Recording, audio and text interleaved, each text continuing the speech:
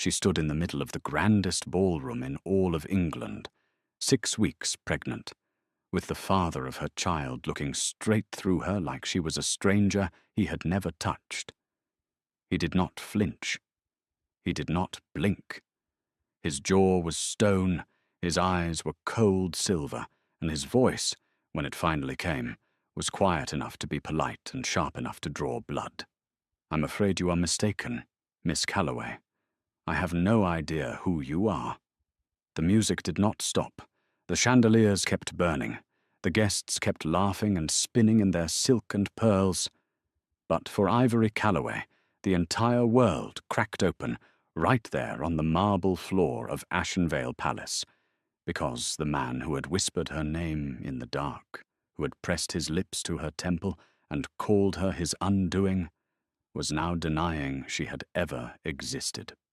And she was carrying his child. 3 months earlier, no one in the county of Briarstone would have believed that Ivory Calloway, the second daughter of a disgraced solicitor, would ever set foot inside Ashenvale Palace, let alone sleep beneath its gilded ceilings. But life had a way of opening doors that had no business being opened, especially when a woman was desperate, talented, and foolish enough to believe that a duke could love her. Ivory had come to Ashenvale as a music tutor. That was all. That was supposed to be all. She had been hired through a letter bearing the crest of the Duchess Dowager herself, a sharp-tongued woman named Lady Miriam Cavendish, who had reportedly gone through 4 music tutors in 2 seasons and dismissed every single one for being either too timid or too proud. Ivory was neither. She was practical. She had learned early that survival in a world that had stripped her family of its name and fortune required a certain kind of steadiness, the kind that did not buckle under a cold gaze or a cutting remark. She arrived at Ashenvale on a Tuesday in late October, when the elm trees lining the long stone path to the palace had turned the colour of dying fire. She had 1 trunk, 2 music books, a borrowed cloak, and a letter of introduction that her mother had pressed into her hands with trembling fingers and red eyes. "Do not embarrass us," her mother, Mrs. Lenora Calloway, had said at the door of their narrow rented house in the village of Fenwick. "Do not give them reason to send you home early. We cannot afford another season without your income." Ivory had kissed her mother's cheek and promised nothing beyond her best effort. What she had not promised, what she could not have known to promise, was that she would keep her heart out of it. The palace itself was everything the stories said it was. Enormous. Cold in the way that only ancient stone can be cold, carrying the chill of centuries in its walls. The entrance hall alone was larger than the entire ground floor of the Calloway house, with portraits stretching 2 floors high and a staircase wide enough for 8 people to walk side by side.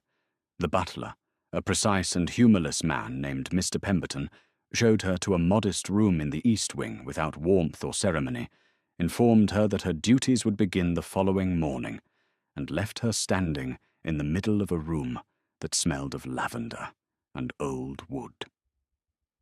She had barely unpacked her trunk when the door opened without a knock. She turned, was expecting a housemaid or perhaps a footman with instructions about the morning schedule. What she did not expect was the man who stepped into her doorway. He was tall. That was the first thing she noticed, because he filled the frame of the door in a way that made the room feel smaller. He wore a dark riding coat still damp at the shoulders from the rain outside, and his dark hair was pushed back from his forehead in a way that suggested he had done it himself without much thought. His eyes were the most unusual thing about him. They were a pale, clear grey, almost silver, and they moved over her with the kind of sharp attention that made her feel as though she were being read. She did not know yet that those eyes belonged to Dorian Cavendish, the 5th Duke of Ashenvale. "You are the new music tutor," he said. It was not a question. "I am," she replied, because she had learned not to shrink under direct attention. and you have entered my room without knocking." He blinked. It was a very small reaction, but she caught it, and later she would understand that it was the first time in recent memory that anyone inside Ashenvale had said something that genuinely surprised him. "You are correct," he said, after a pause. "I apologize." Then he left. She stood for a moment in the silence he left behind, heart beating a little faster than she wanted to admit, and told herself firmly that it meant nothing. It meant nothing for exactly 4 days. Her official charge was Lady Constance Cavendish, Dorian's younger sister, a girl of 17, who had the fingers of a natural pianist and the attention span of a sparrow. Constance was not difficult. She was lively and impulsive, and prone to asking questions that had nothing to do with music, and Ivory found herself genuinely fond of the girl within the first week. "My brother watched you play yesterday," Constance announced one morning during their lesson, as though she were reporting a weather forecast. Ivory kept her eyes on the sheet music. "Did he?" "He stood in the corridor for nearly 20 minutes. I saw him through the reflection in the window." Constance played a careless scale. "He never watches the tutors. He usually ignores them entirely. He ignored the last one so thoroughly that the poor woman thought she had become invisible." "I imagine he simply passed by," Ivory said evenly. Constance gave her a look that was far too knowing for 17. "My brother does not simply do anything." She would learn that was true, but the household of Ashenvale was a world of its own, with its own rules and rhythms and tensions. Besides the Duchess Dowager, Lady Miriam, who reigned over the household with brittle authority, and a lorgnette she wielded like a weapon, there was Dorian's cousin, Lord Felix Cavendish, a charming and irresponsible man of 25, who gambled too much and laughed too easily. There was Mrs. Hartwell, the housekeeper, a stout and efficient woman who managed the staff of 40 with military precision. There was Dr. Aldous Fenn, the family physician, a kind-faced older gentleman who visited weekly and always brought sweets for Constance. And there was Lady Portia Stanhope, a frequent guest who had been quietly understood by the whole of Briarstone society to be Dorian's future Duchess. Lady Portia was beautiful in the cold, or architectural way that certain women achieve when they have been raised entirely to be looked at. She had ivory skin and dark auburn hair, and a way of occupying a room that made everyone else feel slightly out of place. She was not cruel, exactly. She was simply certain of her position, the way a marble column is certain it belongs where it stands, and she looked at Ivory the way a person looks at furniture. Present. Functional. Not worth addressing directly. Ivory did not dislike her. She understood her, and she was careful, in those early weeks, to stay precisely within the boundaries of her role. But boundaries, she was discovering, had a way of shifting inside Ashenvale. It began with the library. She had asked Mr. Pemberton on her 3rd evening whether she might borrow a book from the library to read before sleep. He had granted permission, with the warning that the east section of shelves was private, and she was not to touch those volumes. She had agreed without question, and gone in the following evening after dinner, when the house was quieting, and the fire in the library grate was burning low. She had been there for perhaps half an hour, seated on the floor near the window, with her legs folded beneath her, and a volume of historical correspondence open in her lap, when she heard the door open. She looked up. Dorian stood in the doorway, still in his dinner clothes, cravat loosened, holding a glass of brandy. He stared at her. "The floor," he said. "It is the warmest spot near the fire," she said. He was quiet for a moment. Then, instead of leaving as she expected, he crossed the room and sat down in the armchair nearest to her. He did not speak, or he simply opened the book he had carried in and began to read. She watched him for a moment. He did not acknowledge her watching. She looked back at her own book. They read in silence for over an hour. When she finally rose to leave, he said, without looking up from his pages. "You may use the library whenever you wish, including the east section." She paused at the door. "Why?" He looked up then. Those silver eyes found her in the low light. "Because you asked Mr. Pemberton for permission rather than simply helping yourself. That is rare here." She left without answering, but she thought about it for a long time before she slept. This became a habit neither of them named. 3 or 4 evenings a week, she would arrive at the library to find the fire already built up and the lamp on the side table already lit. But he was always there before her, always reading, always seemingly unbothered by her presence, and she began to understand, gradually and with some alarm, that she looked forward to it more than she should. They talked eventually, not about much at first, about the books they were reading, about music in a theoretical way that turned out to surprise him because she had opinions that were not simple or polite, about the difference between the countryside of Brierston and the parts of London she had seen before her father's ruin. He listened when she spoke with the full weight of his attention, and she found that more affecting than any compliment. She also found, over those evenings, that Dorian Cavendish was not the cold man the household walked carefully around. He was precise. He was private. He had a way of holding feelings at a distance, as though he had learned early that feeling openly was a kind of risk he could not afford. But the feeling was there. She could see it in the way he spoke about his sister, warmly and without the careful tone he used for everything else. She could see it in the way he looked at his mother sometimes, with a weariness that was not contempt but something sadder. She could see it in the way he looked at her. She told herself not to see that last thing. She told herself this many times. Lord Felix noticed, because Felix noticed everything that could be turned into amusement. He commented one afternoon as Ivory passed him in the corridor, eyes bright with mischief. "Our Duke seems to have developed a sudden and passionate interest in the library, Miss Calloway. He has always hated the room before, or said the curtains were oppressive." "The curtains are fine," Ivory said, and kept walking. Felix laughed behind her. She heard it echo down the long hallway and pressed her lips together. Lady Miriam, the Duchess Dowager, was more direct. She summoned Ivory to her private sitting room on a grey Thursday afternoon and regarded her across a tea table with eyes that missed nothing.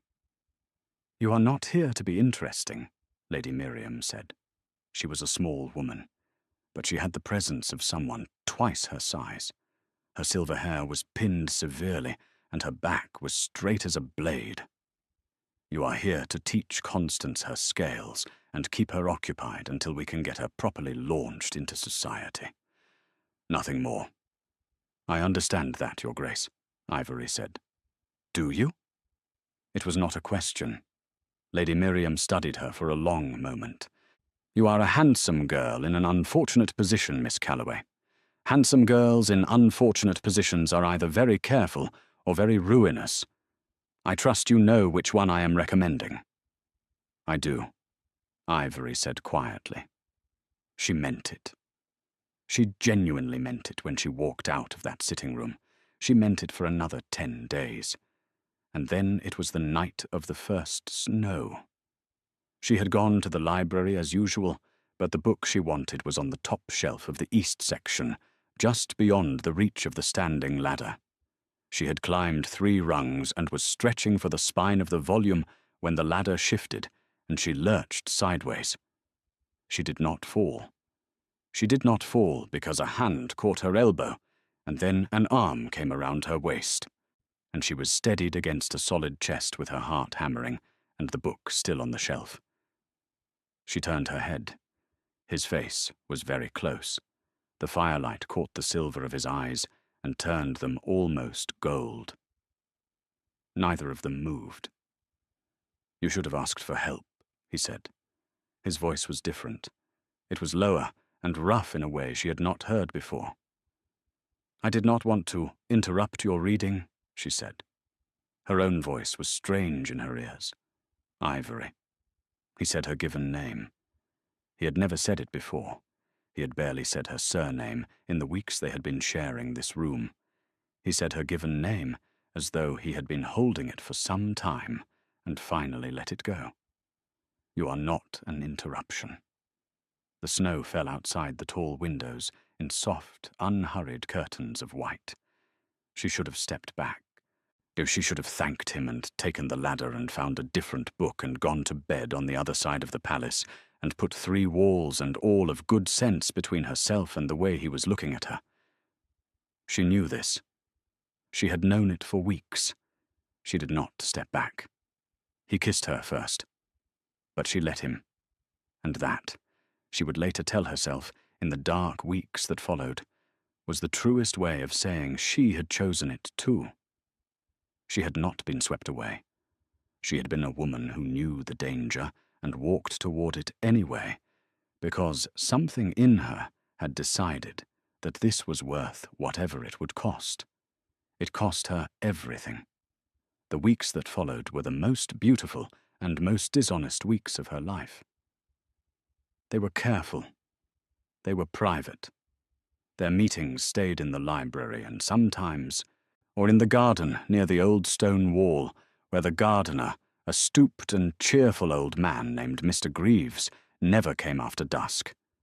There they made love and spoke about the future. Dorian told her once, lying on his back in the garden, with one arm behind his head and his face turned up to the night sky, that he had spent his entire adult life doing what was expected of him, and that he was very tired of it.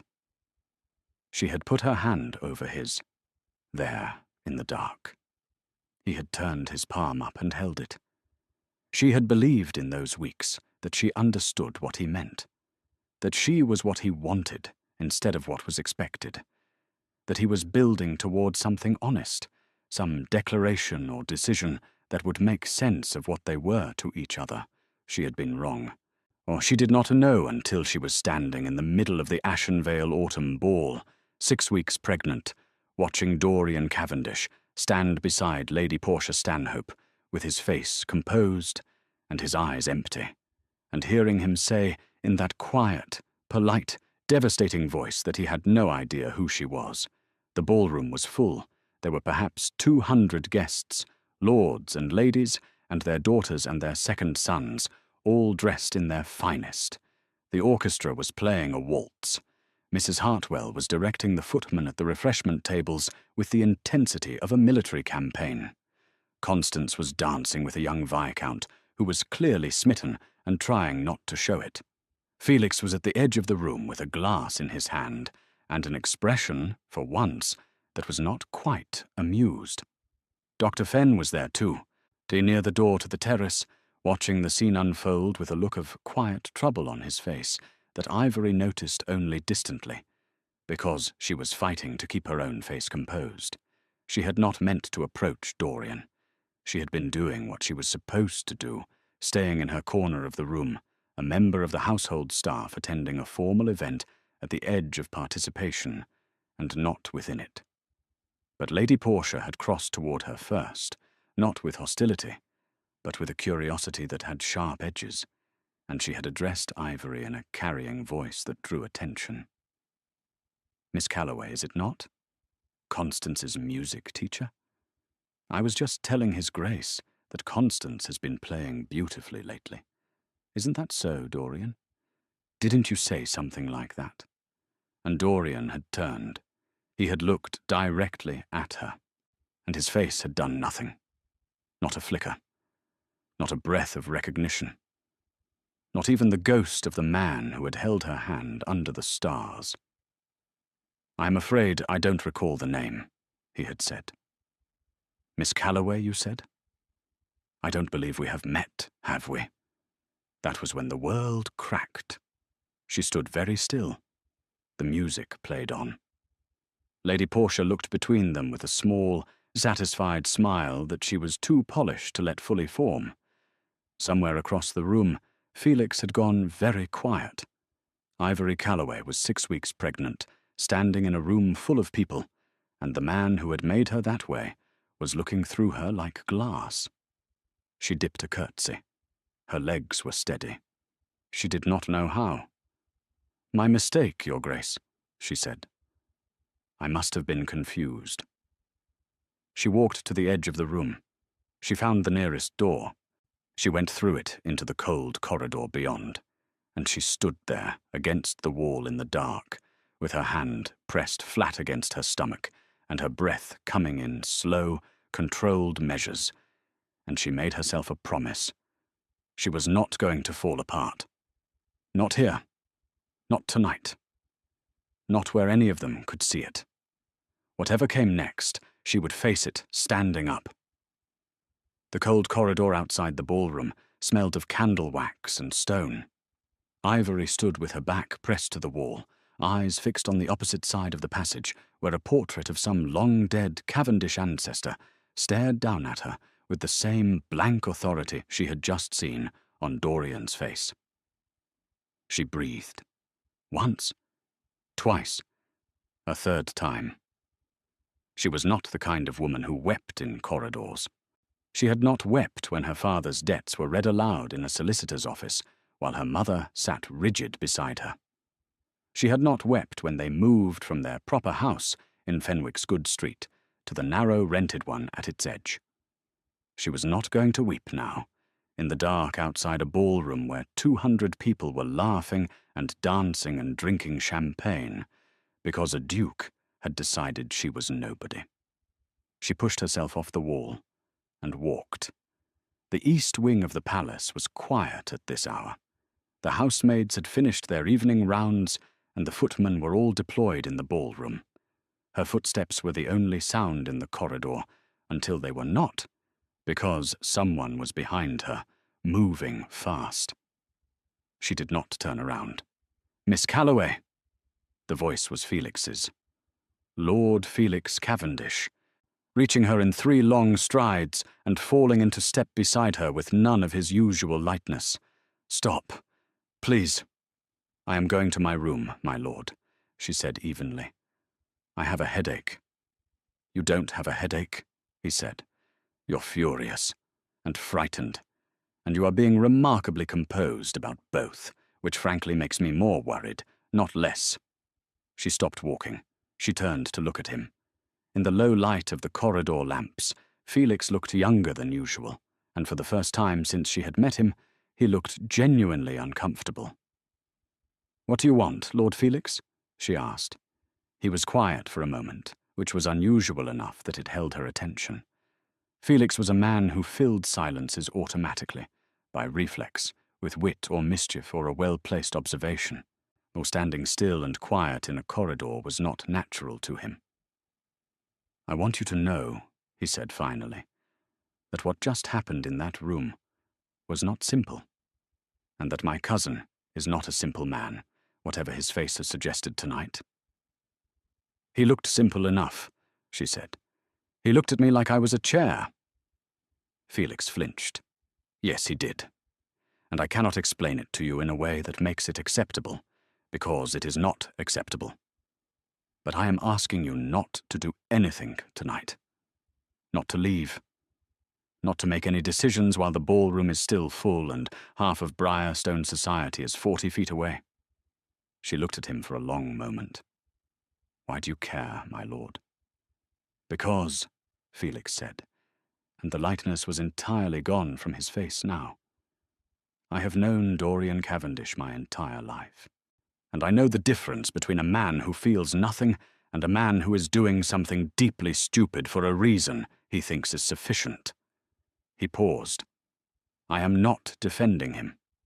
I am asking you to wait 24 hours before you burn anything down." She did not answer him. She turned and continued walking to her room, but she did not pack her trunk that night. She lay on the narrow bed in her east wing room and stared at the ceiling and placed one hand on her stomach in the dark. 6 weeks. She had confirmed it herself 3 days ago, visiting the village apothecary in Fenwick on her half-day off, under a false name, with her heart beating so hard she had been afraid the woman behind the counter could hear it. The apothecary, a practical woman named Mrs. Croft, so I had asked no uncomfortable questions and given her a small bottle of tonic for the nausea, with a look that said she had seen this particular situation before. 6 weeks. A secret that would not keep much longer. She had told no one. She had carried it alone for 3 days, telling herself she would speak to Dorian when she found the right moment, when she could be sure of how he would respond, when she had some sense of what they were to each other, beyond the wordless and beautiful and unnamed thing that happened in libraries and cold gardens. Now she had her answer about what they were to each other. Nothing. According to him, they were nothing. They had never been anything. She pressed her fingers more firmly against her stomach, and inside her was a life that had not asked to be made, and did not yet know what kind of world it was being made into. She was not going to let that life be collateral damage in the collision of her own naivety and a duke's cowardice. She needed a plan. Not a desperate one. A real one. She fell asleep, still making it. Morning came grey and cold. She rose early, dressed carefully, and went to give Constance her lesson, as though the previous evening had been entirely unremarkable. Constance was quieter than usual, which was itself remarkable. The girl sat at the piano and played her assigned pieces without her usual commentary, and Ivory watched her from the corner of her eye and waited. "I saw what happened last night," Constance said finally, during a pause between pieces. Her voice was low, and her eyes were fixed on the keys. "I was near the refreshment table. I heard what he said." "It is of no consequence," Ivory said. "It is," Constance said sharply. She turned on the bench to face her. Her young face was flushed with feeling. "It is of every consequence. I don't know what is between you and my brother, and I will not pretend I haven't noticed things over these past weeks, because I have, and I am not stupid. But what he did last night was wrong. It was cruel. And I want you to know that I know that." Ivory looked at the girl she had grown genuinely fond of, this impulsive, warm-hearted girl who was nothing like the cold palace she had grown up in, and felt something loosen painfully in her chest. "Thank you, Constance," she said quietly. "Now play the Clementi again, please. Your left hand is rushing." Constance turned back to the piano, but before she played, she said very quietly, "Don't leave, not yet. Please." Ivory said nothing, but something in Constance's voice added weight to Felix's words from the night before, and she found herself, against every sensible instinct, deciding to wait. She did not have to wait long. He came to the library that evening. She was there, sitting in her usual spot near the fire, not reading, just sitting, with her hands folded in her lap, and her mind running in careful circles. She heard the door. She did not look up. He crossed the room and stood in front of her. She looked up at him then, because she refused to manage this from a position of avoidance. Dorian Cavendish looked like a man who had not slept. The silver eyes were shadowed, and his jaw was set with the particular rigidity of someone holding themselves together by will alone. "I owe you an explanation," he said. "You owe me more than that," she replied. He sat down across from her. He did not reach for her, did not attempt any softness.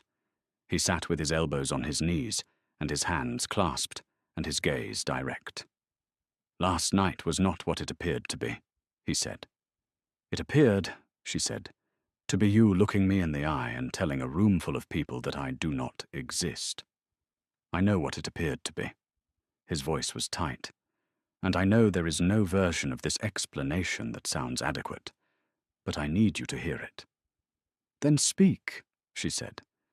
He was quiet for a moment, as though arranging something in order. There are people in that room last night who are watching me very carefully," he said at last. Not guests, specific individuals. My mother has been in correspondence with Lord Stanhope, Portia's father, for 2 years about a formal arrangement. The papers are not signed, but they are close. And Lord Stanhope has made it explicitly clear that any breath of impropriety on my part before the signing will cause him to withdraw entirely. I see, she said, very carefully. There was a man at the ball last night, Mr. Neville Pratt. He is a solicitor in Lord Stanhope's employ, and he was there specifically to observe. My mother warned me an hour before the ball that he would be present and reporting back. Dorian's jaw tightened further.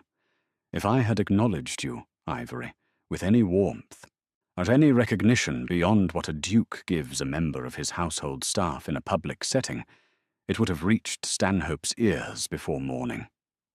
She let that sit for a moment. And so you decided the solution was to pretend I am a stranger. I decided in 10 seconds with no good options available, he said, and the first crack appeared in his careful composure. I made a choice I am not proud of. You made a choice, she agreed, and the choice tells me a great deal. It tells you I panicked, he said. It tells me, she said, that when the pressure arrived, you chose the arrangement over me. Before I could even become a problem. Before I had said or done a single thing to create difficulty. She paused. What does that tell you, Dorian? The fire crackled. He said nothing, but she saw something move behind his eyes, and something raw and uncomfortable that he was not managing to flatten. I need to tell you something, she said. Her voice was steady. She had decided this before he arrived. She was going to tell him now, not to wound him, not as a weapon, but because carrying it alone any longer was a weight she could not justify when he was sitting right in front of her. I am pregnant. The silence that followed was complete. His face did not do what she had feared. It did not close. It did not go cold and distant in the way it had in the ballroom. It did instead something she had not prepared for. It cracked open, completely and visibly. The controlled, guarded, careful man came apart in a single breath, and what was left on his face was something so unguarded and so layered with shock and grief, and something that might have been a wonder that she had to look away. Ivory, he said, her name in his mouth, broken in the middle. 6 weeks, she said quietly. He stood up. He did not go to the door. He moved away from the chair and then back toward it, and then stopped, with one hand pressed to the mantelpiece and his head bent, and he stayed there without speaking for a long time. She watched him. She did not fill the silence. I will fix this, he said at last, without turning around. Tell me what fixing it looks like, she said. He turned then. His eyes were very bright. I will speak to my mother tomorrow morning. I will end the Stanhope arrangement. And then I will speak to you about what I should have spoken to you about weeks ago. And Mr. Pratt, she asked, and Lord Stanhope, and the 200 people in your ballroom who now believe I am a stranger? I will manage them, he said. She looked at him for a long moment. Part of her wanted to believe him, the part of her that had spent those weeks in libraries and cold gardens, and had felt, genuinely and completely, that she knew the shape of this man beneath the title and the stone walls. But another part of her, the part that had watched him look through her like glass in a room full of witnesses, was not yet willing to let relief come in. I will be here tomorrow evening, she said at last. We will speak then. He nodded. He moved toward the door, then stopped. He turned back and looked at her with an expression she had no name for. I am sorry, he said, for last night. There is no explanation that is sufficient. I know that. She said nothing. He left. She sat by the fire alone for a long time, and told herself very firmly not to feel hope. But it came anyway, small and stubborn, like the first light through a curtain she had not meant to open. He did not come to the library the following evening. She waited. She sat in her usual place with a book open in her lap that she did not read, and the fire burning steadily beside her. And she waited until the clock on the mantel said 10:30, and the rest of the house had gone to bed. And then she closed the book and accepted that he was not coming. She told herself there were reasons. She told herself this firmly and practically, as she had trained herself to face all difficult things. Perhaps the conversation with his mother had gone badly. Perhaps something had required his attention. Perhaps he was composing himself before speaking to her, because Dorian Cavendish did not do anything without composing himself first. She went to bed and slept poorly, and rose in the morning to find a folded note slipped beneath her door. It bore no seal, no salutation. Just 4 lines in his handwriting, which she had seen once on a library catalogue he had corrected, and which was small and precise and slightly angular. Something has come up that requires my immediate attention. I have gone to London. I will return within the week. Please do not make any decisions before then. She read it 3 times. She set it on the dressing table. She looked at it for the length of a slow breath. Then she dressed, tucked the note into the pocket of her grey morning dress, and went to teach Constance. London. He had gone to London the morning after she told him she was carrying his child. She was still deciding what to think about when the second disruption of the day arrived. Lady Miriam summoned her at noon. The Duchess Dowager was seated at her writing desk when Ivory entered the private sitting room, and she did not look up immediately. She finished what she was writing, set down her pen, blotted the paper, and only then turned to regard Ivory with those sharp, measuring eyes. "Sit down," she said. Ivory sat. "I am going to speak plainly," Lady Miriam said, "because I find it saves time, and I have little patience left at my age for performance." She folded her hands on the desk. "I am aware that my son has been spending time with you outside the boundaries of your employment here." Ivory kept her face neutral. "I have used the library in the evenings with His Grace's permission. That is the extent of it. Do not insult my intelligence, Miss Calloway." Lady Miriam's voice was not unkind. It was simply unbending. "I have been watching this household for over 30 years.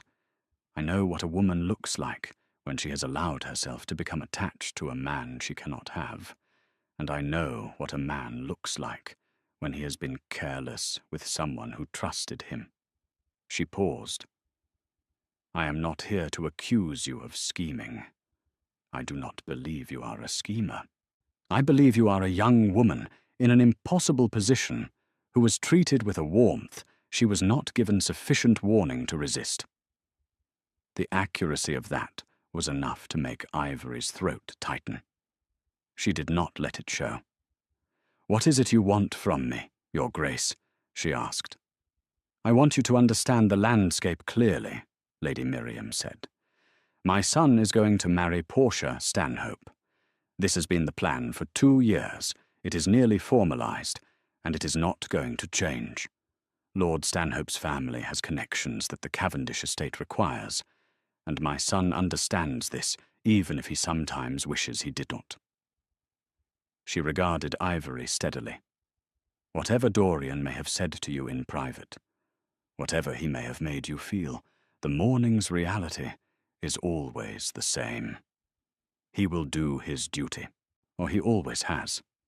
And if there are consequences," Ivory said carefully, "to what he has already done." Lady Miriam's eyes sharpened. "What kind of consequences?" Ivory met her gaze directly. She had not planned to say it here, like this, in this sitting room, over a writing desk. But she was tired of carrying it alone, and tired of being managed by people who assumed she could be smoothly redirected, and something in her was done with being careful. "The kind that arrives in approximately 7 months," she said. The silence in the room was complete and absolute. Lady Miriam's face went very still. Not shocked, exactly, because Ivory suspected very little shocked this woman anymore, but still in the way of someone recalibrating rapidly, rearranging everything she thought she knew about the situation into a new and more complicated shape. "Or are you certain?" she said at last. "Entirely," Ivory said. Lady Miriam stood. She moved to the window and stood with her back to Ivory for a long moment, looking out at the grey November garden.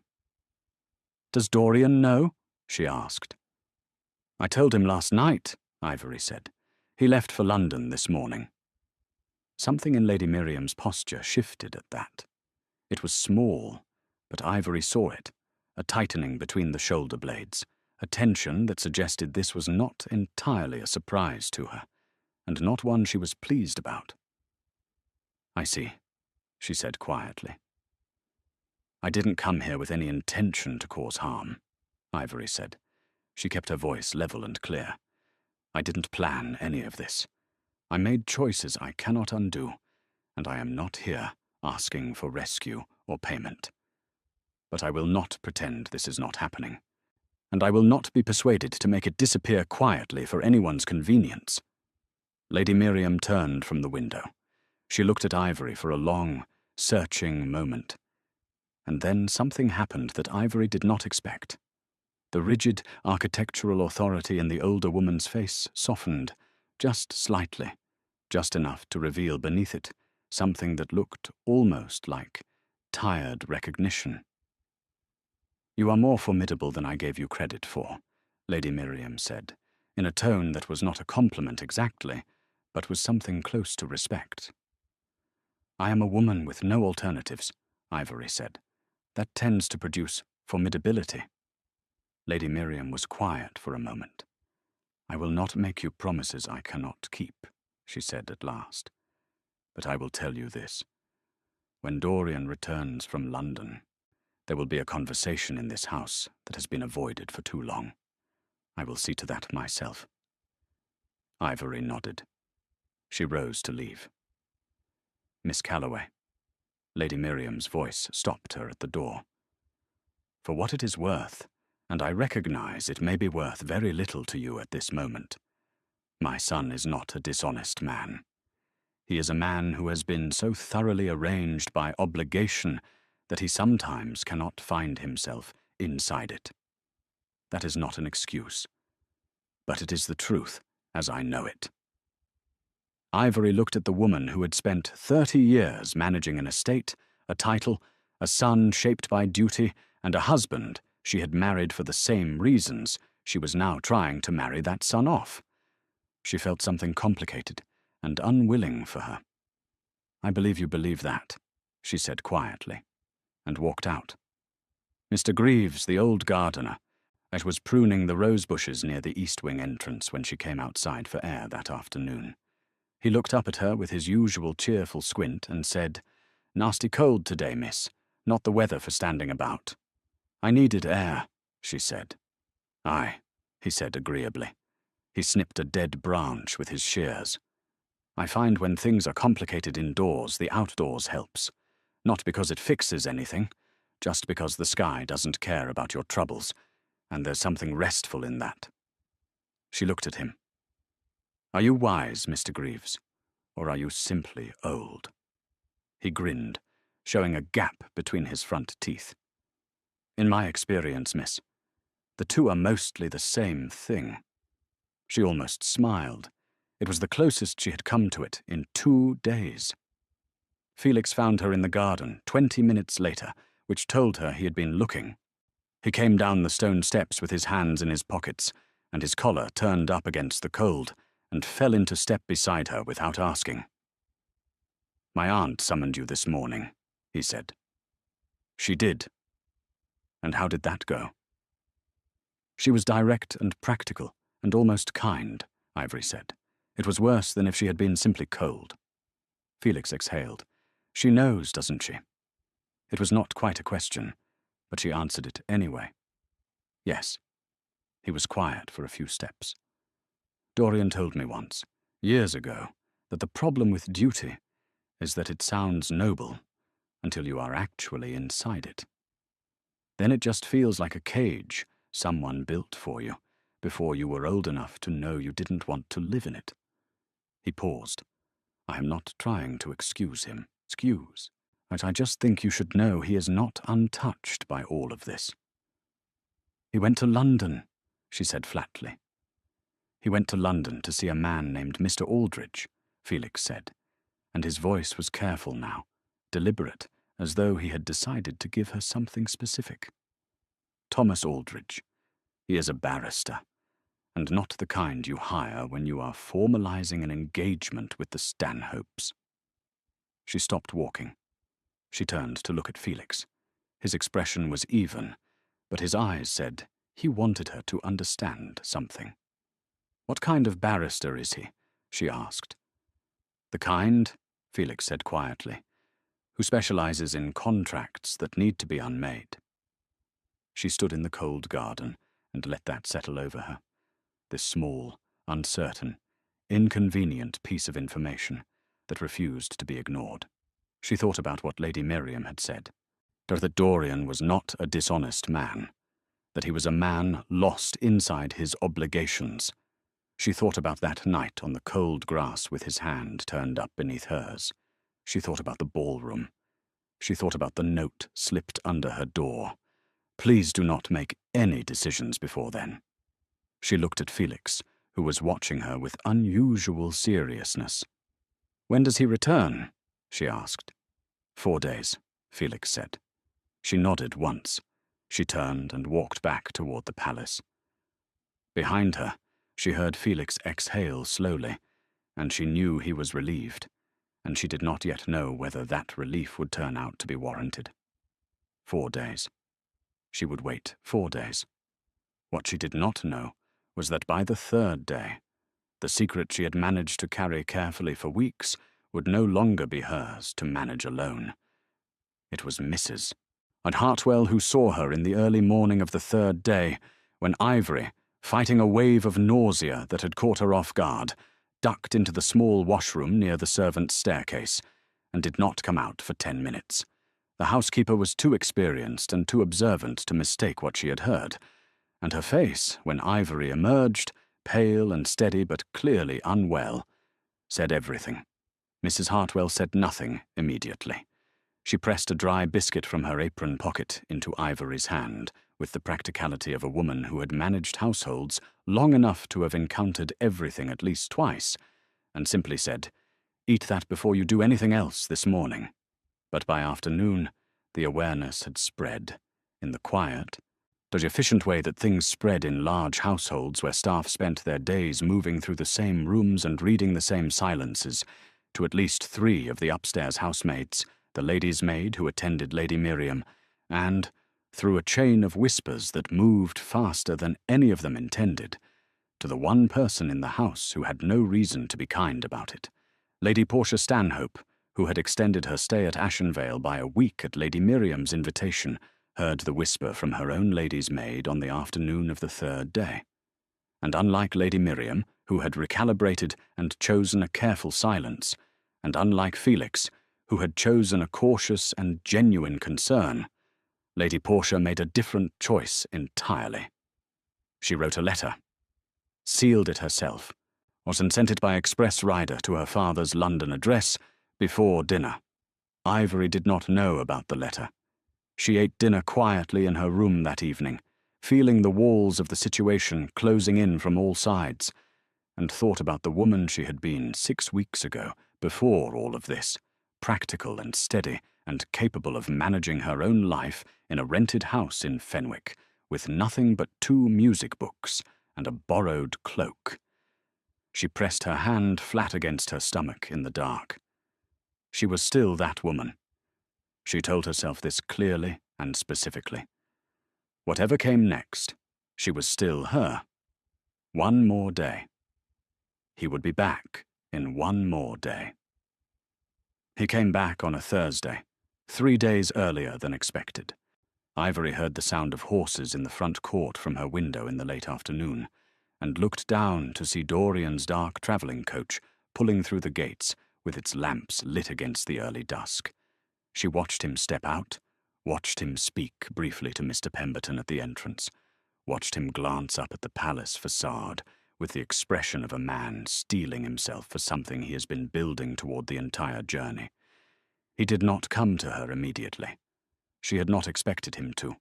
He would need to change, to deal with whatever waited for him in his study, to re-establish himself in the house before seeking her out. She understood his rhythms by now, even if she was no longer sure she trusted them. She was in the middle of Constance's evening lesson when the knock at the music room door came. Not Dorian. Felix, leaning in the doorway with an expression that was trying and failing to be casual. "Constance," he said, "your mother is asking for you in the drawing room." Constance made a face. "Right now?" "Right now," Felix confirmed, with a meaningful look that Constance, for once, caught and didn't argue with. She rose from the piano bench, gave Ivory a look that communicated both apology and nervous encouragement, and followed her cousin out. Dorian appeared in the doorway 30 seconds later. He had changed from his travelling clothes into a dark coat and waistcoat, but his cravat was not as precisely tied as usual, and there was still a trace of the road's exhaustion around his eyes. He stepped into the music room and closed the door behind him. Then they regarded each other across the length of the room, with the piano between them, like a very formal and slightly absurd piece of furniture. "You are back early," she said. "I finished what I needed to do," he said. He moved toward her and stopped on the other side of the piano, resting one hand on its polished surface. "I need to tell you what I did in London." "Felix told me you went to see a barrister," she said. "A Mr. Aldridge." Something moved in his eyes. Not surprising exactly. More like recognition that Felix had made a choice, and a decision about what to be in this situation. "Yes," he said. "I did." "And?" "The Stanhope Agreement is not yet a binding contract," he said. "There are 2 clauses left unsigned. Aldridge confirmed that withdrawing before those signatures does not constitute a breach, legally, although it will cause considerable social difficulty." He paused. "I intend to withdraw." She looked at him carefully. "Your mother told me this arrangement is something the estate needs." "The estate needs financial stability," he said. "Lord Stanhope's connections are one route to it. They are not the only route. I had allowed myself to believe they were because it was convenient to believe it." His jaw tightened slightly. "I was wrong about that, as I have been wrong about other things." "Dorian," she said, and his name in her own mouth felt like something she had been careful not to use too freely. "I need to understand something. Are you doing this because of the child?"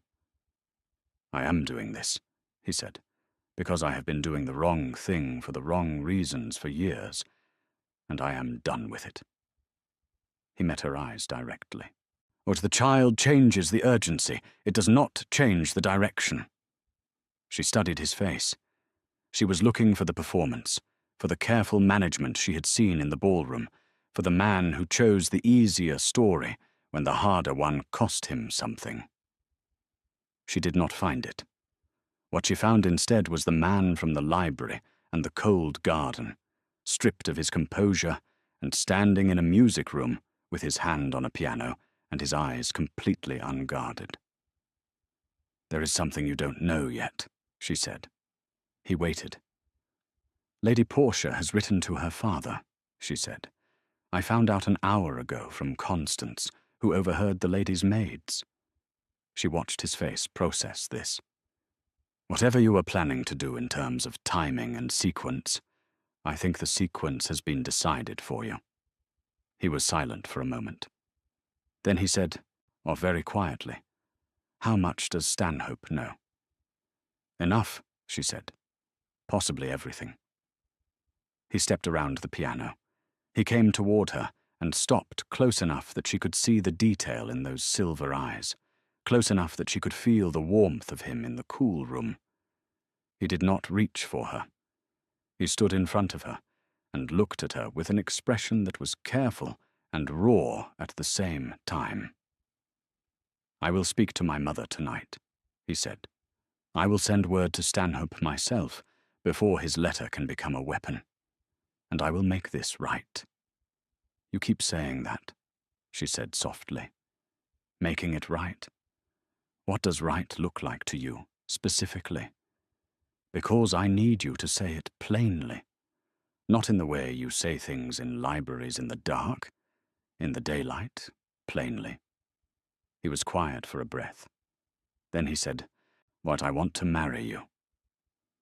3 years ago, as a girl in Fenwick with a father who still had a name and a future that still had a shape, she might have received those words with uncomplicated joy. She was not that girl anymore.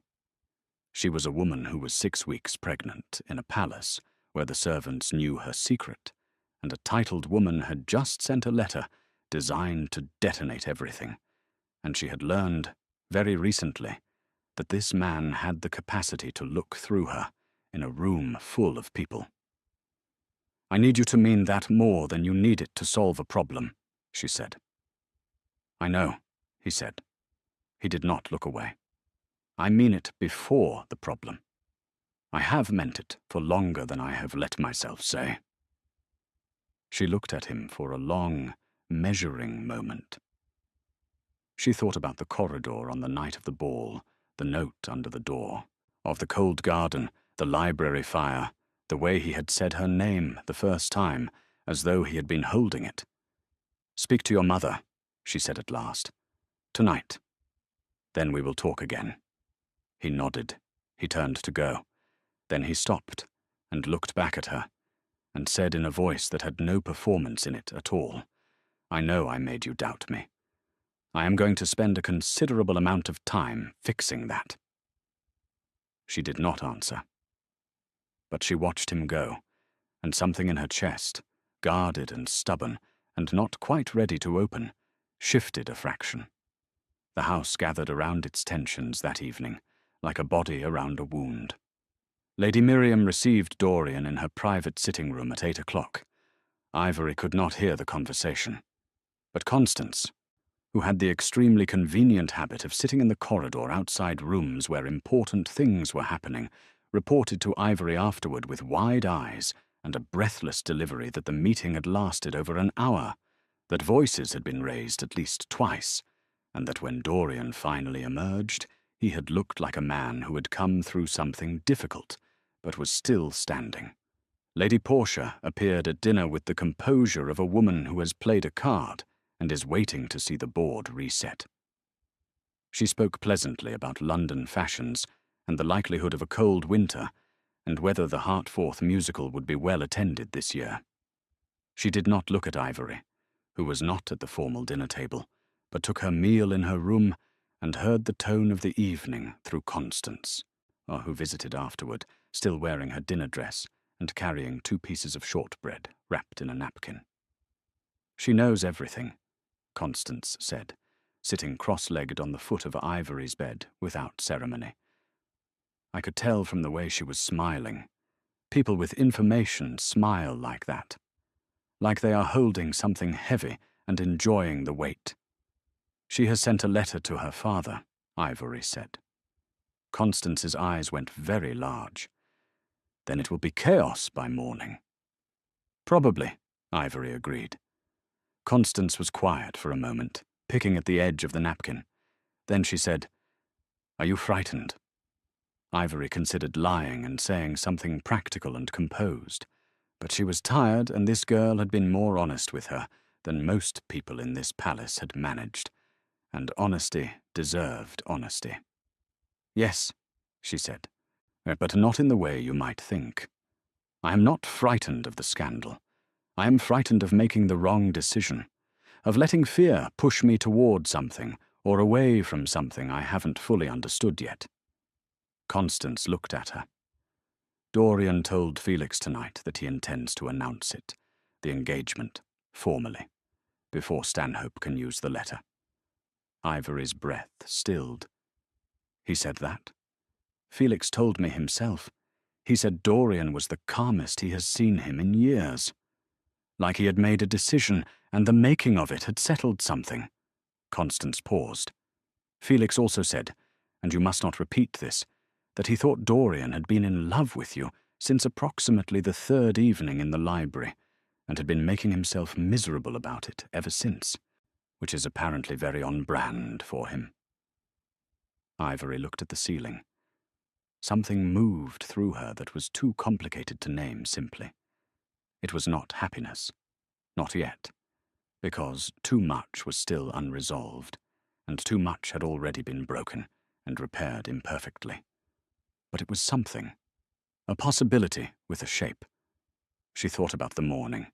Stanhope's response to Lady Portia's letter would reach the palace in hours. There would be chaos, as Constance had predicted, and she needed to be clear and steady when it came. There was one more thing she had not yet done.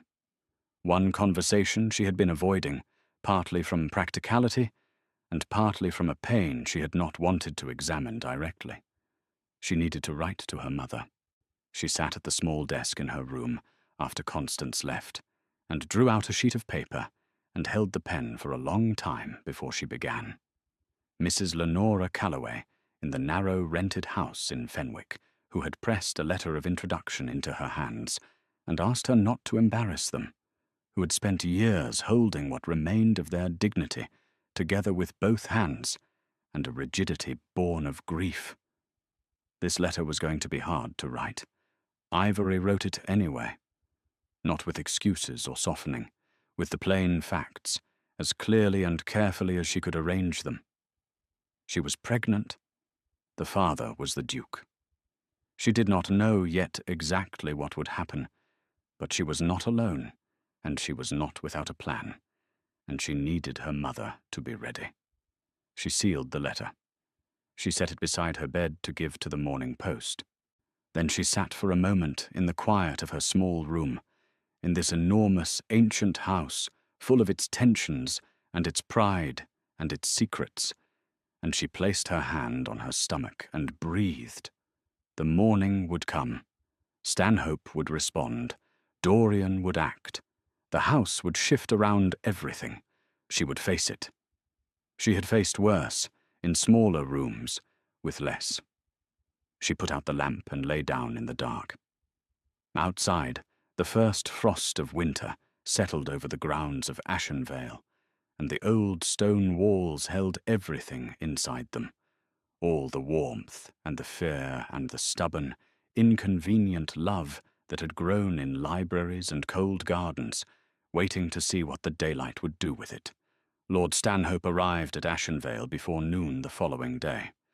Nobody had expected him that fast. A letter sent by express rider the previous evening should have brought them at least until morning of the day after, perhaps longer, if Stanhope was the kind of man who composed his responses carefully before acting. He was not that kind of man. He was a broad, red-faced lord of 53 who had made his fortune in coal and his reputation in the ruthless management of both money and people, and when he arrived at the front gates of Ashenvale in a coach bearing his family crest, he arrived with the energy of a man who had been waiting for an excuse. Mr. Pemberton received him at the door with the composed dignity of a man who had been trained never to look alarmed, regardless of what appeared on the front steps. He sent word to Dorian immediately. Ivory learned of Stanhope's arrival from Felix, who appeared at the door of the music room, where she was straightening sheet music and not teaching anyone because Constance had not yet come down, and said in a low, urgent voice, "He is here, now," in the entrance hall. She set down the music. Already? He rode through the night, apparently. Felix's jaw was tight. Portia must have said more in that letter than we thought. Where is Dorian? In his study. Pemberton told him. They are meeting in the front drawing room in 10 minutes. He paused. My aunt is with Stanhope now, running interference. But she can only hold that man's temper for so long before it boils over. Ivory nodded slowly. Then I will stay out of the way. That would be wise, Felix agreed, and then immediately contradicted himself by adding, "What, except that Stanhope is asking for you specifically?" She looked at him. "I beg your pardon?" "He told my aunt, apparently with very little delicacy, that he wants the girl brought forward so he can see for himself what all the fuss is about." Felix's expression made clear his opinion of this. Those were his words. She felt the heat of anger move through her, cleanly and quickly. "I am not livestock to be brought forward." "No," Felix said. "You are not."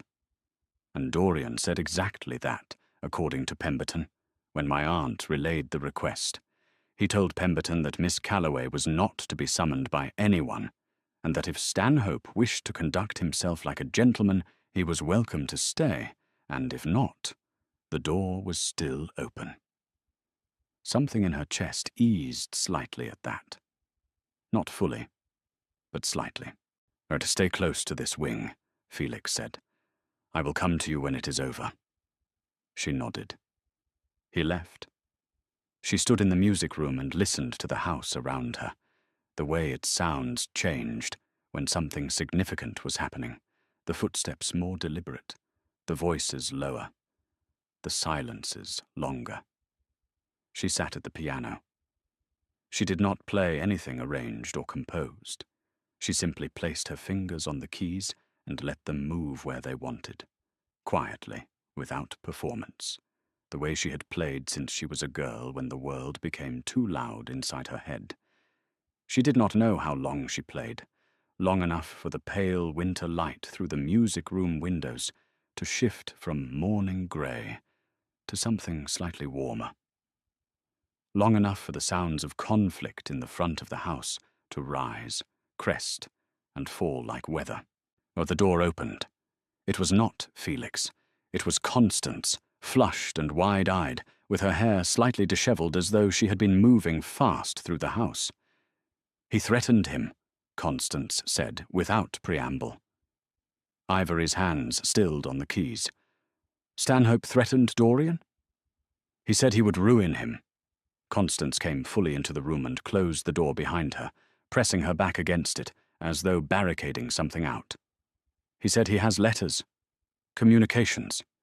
He claims Dorian made representations to the Stanhope family that constituted a formal promise of marriage, and that if Dorian withdraws now and the reason becomes known, he will take it to every newspaper in London and destroy the Cavendish name completely." Ivory stood up from the piano bench. "Does he have those letters?" "I don't know, or Felix thinks he might. There were apparently several formal letters exchanged between this house and the Stanhope estate over the past 2 years, some in Dorian's hand, some in my mother's. Felix says the wording may be specific enough to be damaging."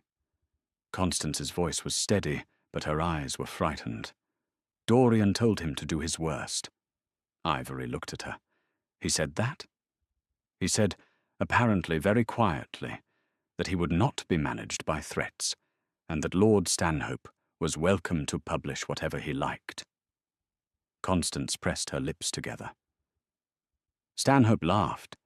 He said the Cavendish estate could not survive a scandal of this size, not with the debts it is already carrying, not in the current climate. He said Dorian had 1 week to reconsider before he went to the press." Ivory turned away and moved to the window. Outside, but the frost had not fully lifted from the garden, and the bare rose canes near the stone wall where she and Dorian had stood in the dark looked skeletal and stark in the winter light. She thought about what Lady Miriam had said, that the Stanhope connection was something the estate needed. She had allowed herself to set that aside in the warmth of Dorian's declaration in the music room the previous evening. But Stanhope was in the drawing room, with letters and a week's deadline, and the warmth of the previous evening suddenly had a very cold border around it. "What are the debts?" she asked. Constance hesitated. "Ivory." "Tell me." Constance came away from the door and sat in the chair near the piano. "My father, the late Duke, was not careful with money.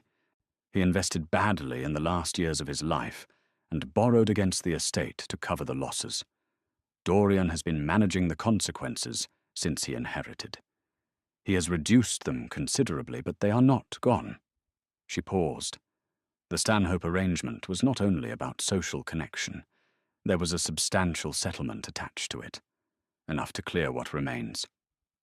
Ivory absorbed this carefully. So without the Stanhope money, the estate continues under debt. For several more years at least, possibly longer. Constance looked at her hands. I am not telling you this to persuade you toward anything. I am telling you because you asked, and because you deserve to know the whole picture. Thank you, Ivory said quietly. She stood at the window and felt the full weight of the situation settle onto her, without drama or self-pity, or just the clear and specific heaviness of a problem that had multiple real dimensions, none of which were simple.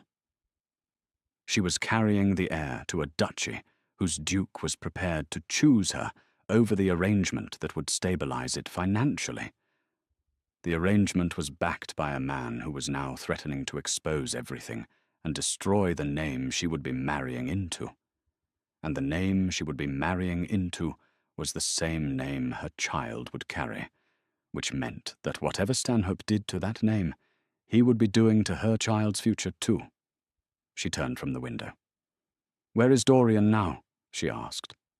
His study, Constance said. Felix is with him. She nodded. She walked to the door. Ivory. Constance's voice stopped her. The girl looked up at her with something between admiration and fear. What are you going to do? I am going to speak to your brother, she said simply. And then I am going to speak to Lord Stanhope.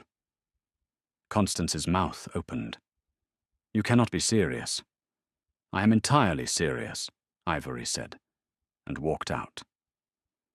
The study was at the end of the south corridor, a room she had never entered, dark-panelled and smelling of leather and old paper. The door was not fully closed. She knocked once and pushed it open. Dorian was standing at the window with his back to the room.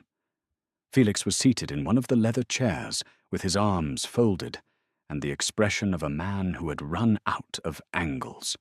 They both turned when she entered. Dorian's face, when he saw her, did something complicated and immediate. Relief and tension together in a way that told her the last hour had cost him something. "But you should not be in here," he said. But it was automatic, not genuine. "I know what Stanhope said," she replied. "Constance told me." She stepped fully into the room and closed the door. "I know about the debts, and the settlement, and the letters, and the week's deadline." He was quiet for a moment. "I was going to tell you myself. You were going to protect me from it first, and then tell me the simplified version," she said, not harshly, just accurately. "I know the difference. I do not need protection from facts. I need to understand them." Felix made a very small sound that might have been admiration. Dorian looked at her for a moment with those silver eyes. Then, slowly, he nodded. "Sit down," he said. "Let me tell you all of it." He did. He stood at the window and told her clearly, and without softening, the full financial picture of the Cavendish estate, the debts, the interest, the years of careful management that had reduced but not erased them, the gap that the Stanhope settlement would have closed. He told her about the letters, 4 of them written over 2 years, 2 by Lady Miriam and 2 by himself, that contained language about intention and commitment that Aldridge had flagged as potentially binding in spirit, if not formally in law. He told her about Stanhope's contacts in the London press and his well-known appetite for revenge. He told her all of it, standing up, without looking away, and she sat and listened and asked 2 precise questions and said nothing else until he was finished. Then she said, "I want to speak to Stanhope." Both men looked at her. "No," Dorian said immediately. "Yes," she said, "because the problem right now is that he has come here expecting either submission or a fight, and you have given him a fight, which is what he wanted, because it gives him the narrative he needs. A duke behaving dishonorably toward a respectable family. That is the story he wants to tell. She paused. I want to change the story. Felix leaned forward slowly. I'm listening. Lord Stanhope's threat depends on the scandal being damaging, she said. It depends on my existence being the source of the damage. A disgraced solicitor's daughter, a secret pregnancy, a duke abandoning a noble family for nobody. That is the version he has. She kept her eyes on Dorian. But I am not a nobody. I am the woman the Duke of Ashenvale intends to marry. And if that is stated plainly, publicly, not before Stanhope can frame it otherwise, the story changes. It becomes a love match. Irregular, yes. Unconventional, absolutely. But not scandalous in the way he needs it to be scandalous. The room was very quiet. It is a risk, Felix said carefully. Society does not always warmly receive love matches between dukes and women of lower stations. No, she agreed. But society receives them far better than it receives dukes who ruin girls and abandon them. And Stanhope knows that. His threat only works if we behave as though we have something to hide. She looked at Dorian directly. We have nothing to hide. Unless you are not certain. Dorian crossed the room in 3 steps and stood directly in front of her.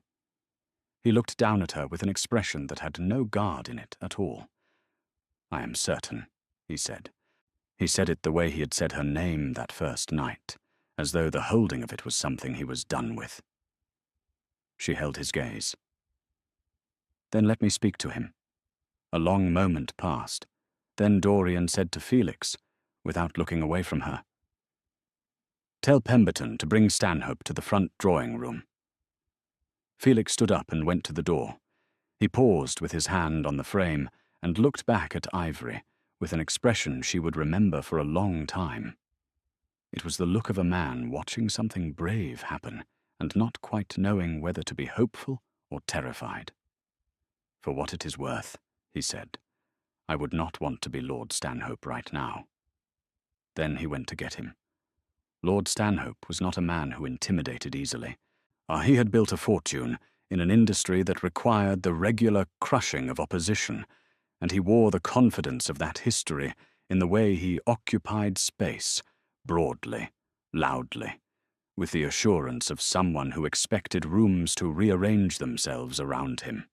He entered the front drawing-room and stopped when he saw Ivory standing beside the fireplace.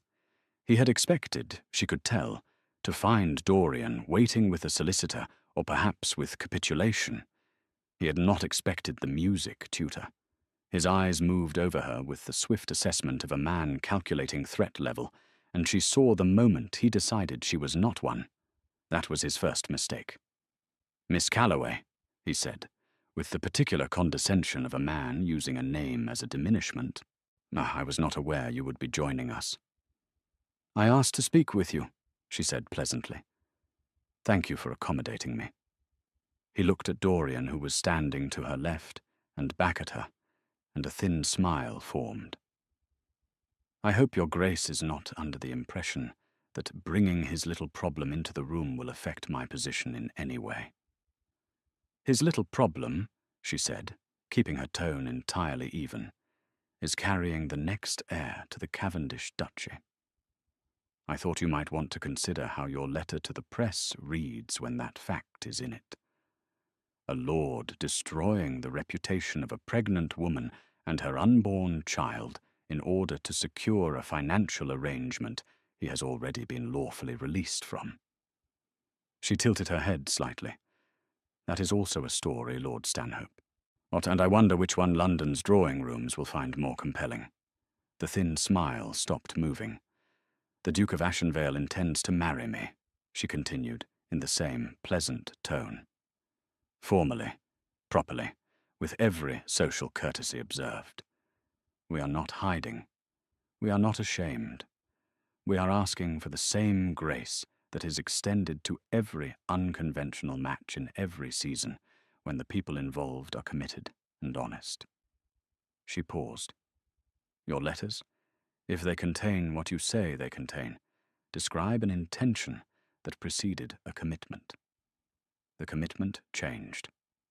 That is not dishonor. That is a man who chose honestly over convenience, which is rarer than it should be. Stanhope's face had a particular shade of fury. You are remarkably composed for a woman in your position, he said.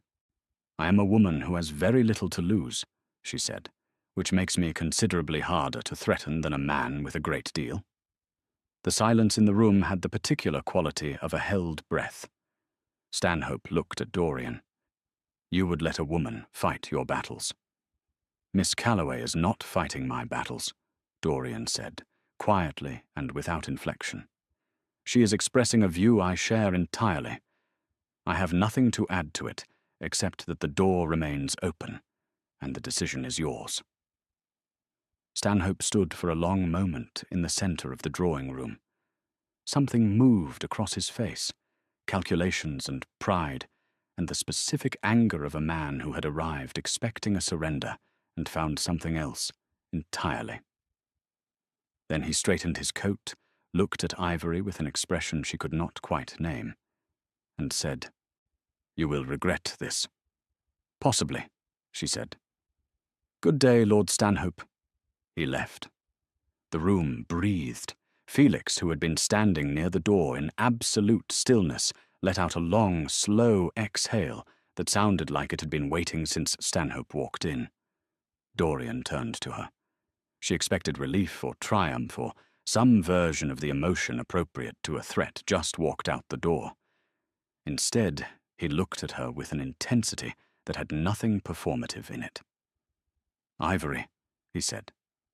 Don't, she said quietly, because she could feel the composure she had held through that entire exchange beginning to soften at its edges, and she was not ready to let go of it yet.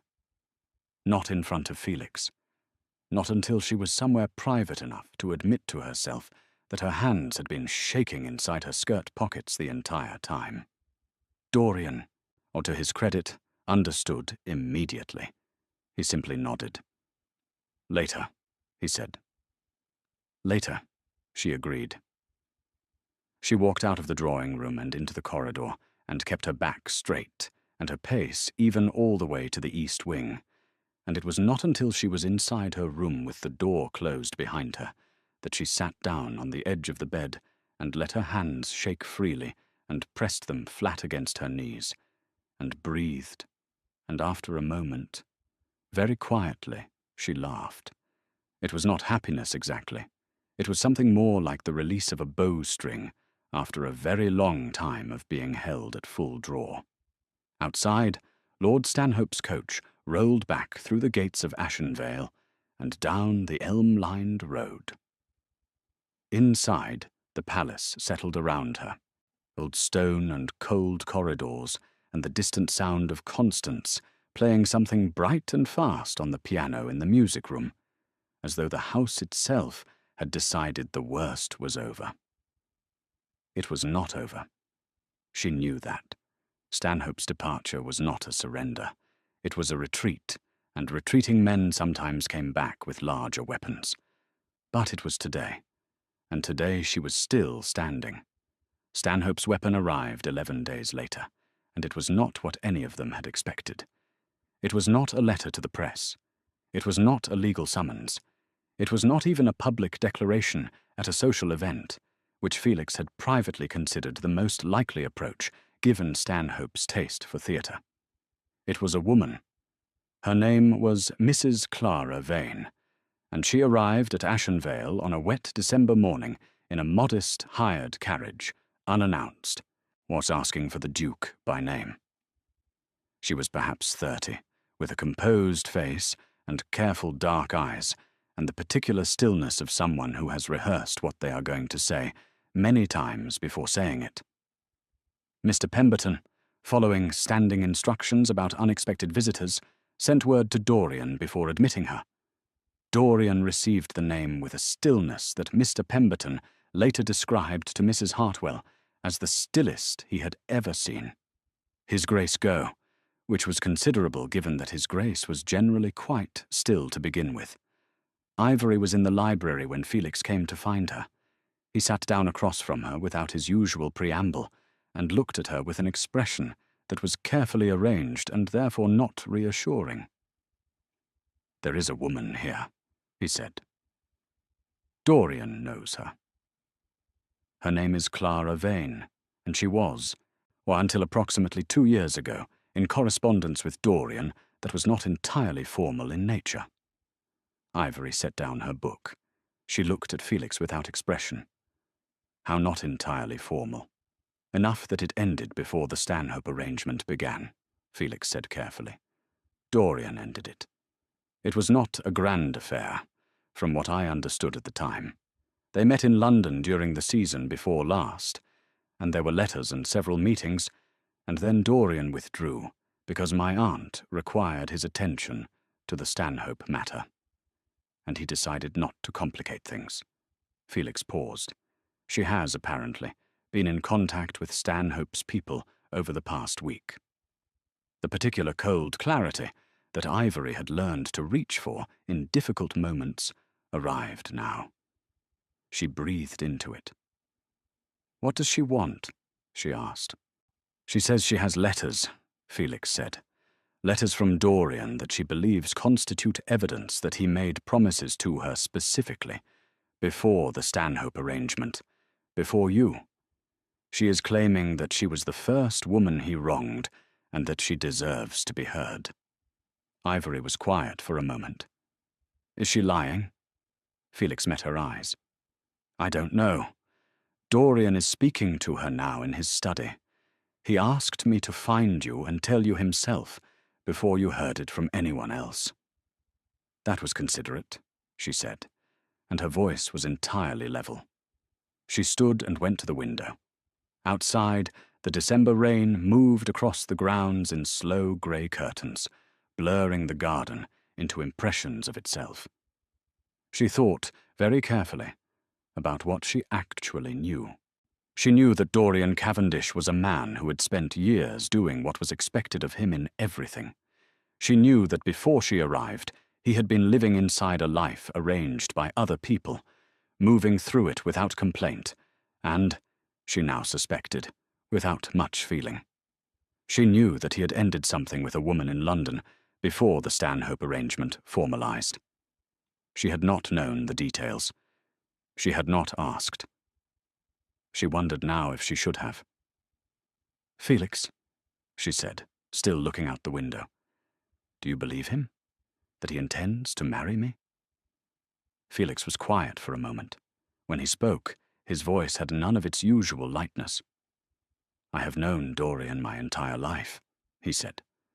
"I have watched him manage his obligations with a precision that most people mistake for coldness, but I have watched him do everything asked of him without a doubt. In all those years putting himself first, and I have watched him, since you came to this house, be more alive than I have seen him in a decade." He paused. "Yes, I believe him." She nodded slowly. "Send word to his study that I would like to speak with Mrs. Vane." Felix blinked. "Ivory. She came here for a reason," she said, "and I suspect it is not entirely what Stanhope told her it was. I would like to hear it from her directly." Felix looked at her for a long moment. Then he stood, shook his head slowly with something between admiration and concern, and went to carry the message. Mrs. Clara Vane entered the library 20 minutes later. Dorian came with her, which Ivory had not expected, and he positioned himself near the far wall without speaking, or making it clear by his stance that he was present as a witness, and not an intermediary. Mrs. Vane was more composed in person than Ivory had imagined, but up close her composure had the faint tremor of something held very tightly. Her eyes moved to Ivory with curiosity, and something that was not quite hostility, more like wariness, the look of a woman who is not certain she is in the right, but has committed too far to pull back. "Mrs. Vane," Ivory said, "please sit down." The woman sat. Ivory sat across from her, The fire burned between them. "I understand you have letters," Ivory said directly. Mrs. Vane's chin lifted slightly. "I do. Letters in which the Duke expressed intentions toward me that he did not honour." "What kind of intentions?" "He spoke of a future. Not in plain terms, but in terms that a woman takes seriously when she has allowed a man to take up space in her life for the better part of a season." Her voice was steady, but her hands were clasped tightly in her lap. "I was a widow of modest means, and he knew that. He knew that encouraging me carried consequences I could not afford." Ivory looked at her for a long moment. She thought about what it meant to be a woman of modest means, who allowed a man to take up space in her life, because he seemed to mean what he said. "Were you approached by Lord Stanhope's people?" she asked. Something shifted in Mrs. Vane's face. Not guilt, exactly. More like discomfort at having a calculation named. "He wrote to me," she said carefully. "He told me what had happened here and said I had a right to speak." "He told you what had happened and suggested it was similar to what had happened to you," Ivory said. "He offered you a platform and possibly something else in exchange for testimony that would damage the Duke." The silence confirmed it more than any answer would have. "Mrs. Vane," Ivory said, and her voice was not unkind. "I am not your enemy. I am a woman in a situation that has certain similarities to yours, which is why Lord Stanhope thought you would be useful against me. But I think you are a sensible woman, and I think if I ask you plainly, you will give me a plain answer." She held the woman's gaze directly. "Did he ever promise you marriage, specifically? In plain words?" A long pause. Then, quietly, "What, no? Did he lead you to believe something that was not true?" A shorter pause. "He was warm," she said. "Warmer than I expected from a man of his position. And then he withdrew, and I was not given a reason." She looked at her hands briefly. "That is not the same as a promise. I know that." "Then why are you here?" Ivory asked. Mrs. Vane looked up. Her eyes were not hard now. They were tired. "Because Lord Stanhope paid for my travel and told me I had a claim, and I have 2 children and a house with a leaking roof and £42 in the bank. And a man with that much certainty is very easy to follow when you are frightened." She stopped.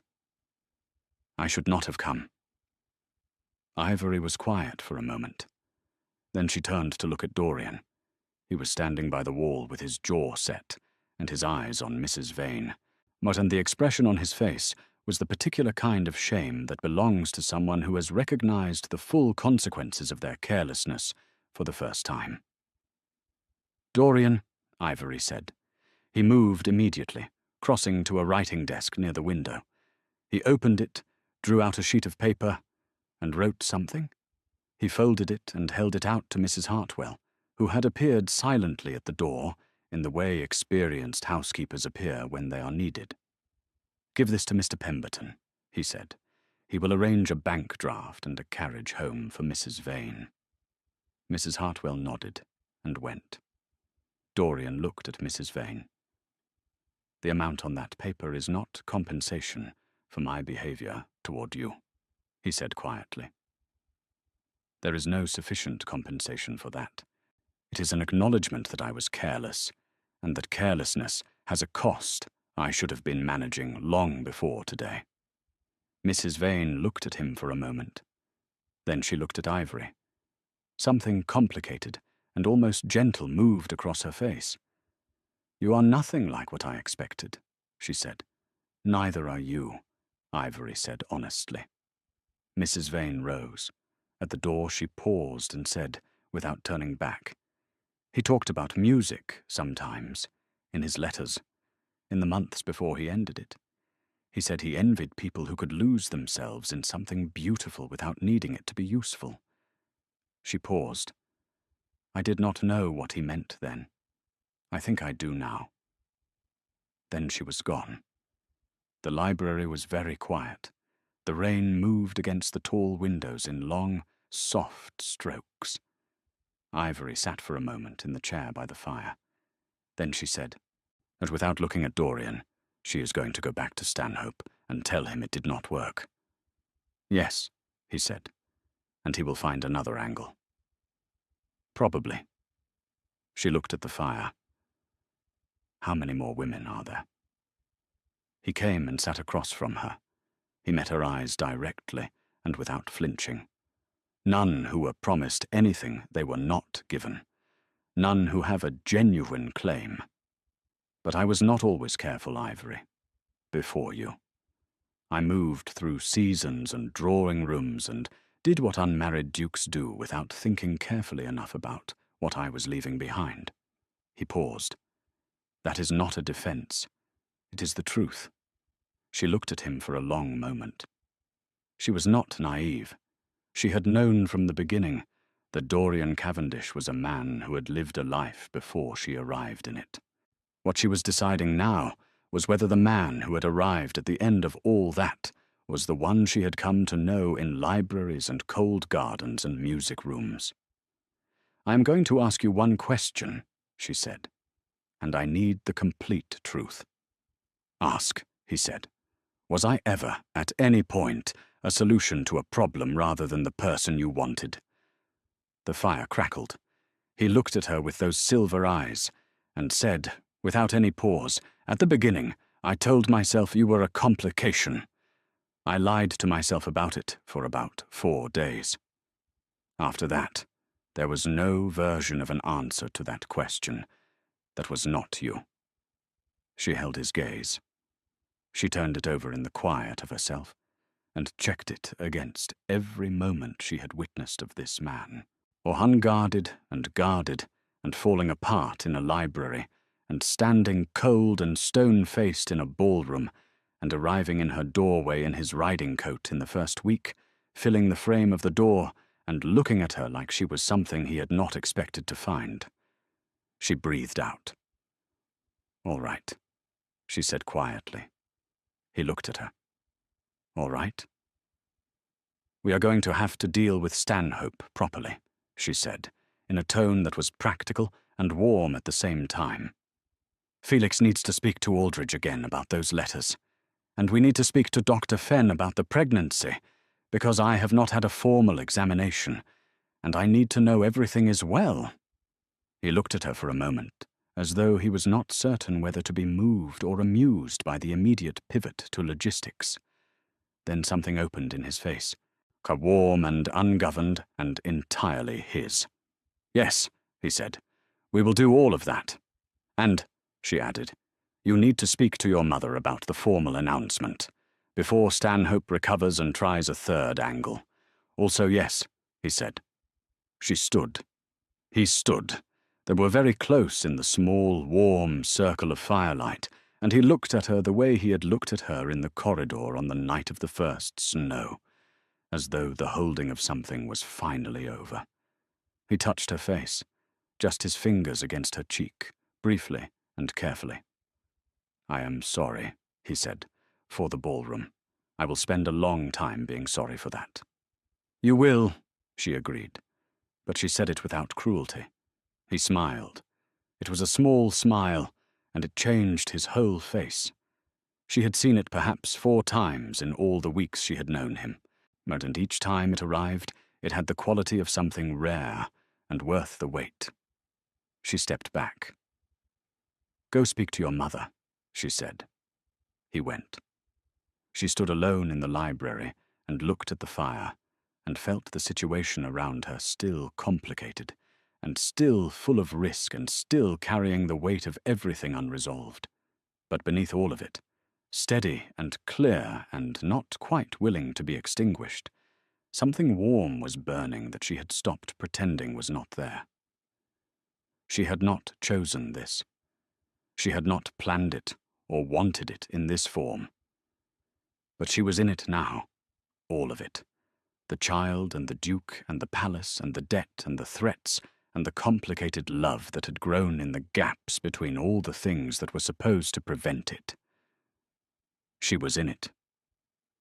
And she was not leaving.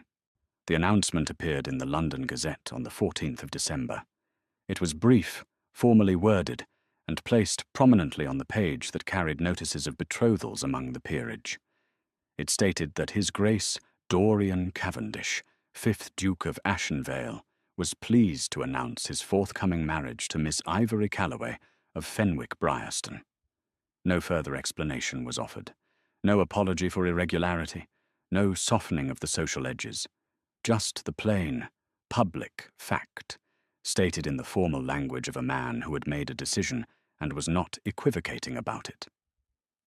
Felix read it aloud at breakfast with barely concealed satisfaction. Constance made a sound of pure delight and upset her tea. Lady Miriam, who had reviewed the announcement before it was submitted and made 2 small grammatical corrections and no attempt to stop it, sat at the head of the table with an expression that was not quite a smile, but was in the vicinity of one. Dorian sat beside Ivory and said nothing, but his hand, beneath the table and out of sight, found hers and held it briefly before releasing it. She thought about her mother. Mrs. Lenora Calloway had arrived at Ashenvale 4 days earlier in response to Ivory's letter, and a subsequent one from Dorian himself, written in formal but warm terms that had apparently caused her mother to sit down at the kitchen table of the narrow rented house in Fenwick and read it 3 times before standing up and beginning to pack. She had arrived thin and straight-backed and slightly overwhelmed by the scale of the palace, but she had held herself with a dignity that made Ivory proud, and had received Dorian with the cautious, measured attention of a woman who had been disappointed before and was not yet prepared to stop being careful. Dorian had been, to his credit, patient and genuine with her. He had not tried to charm her.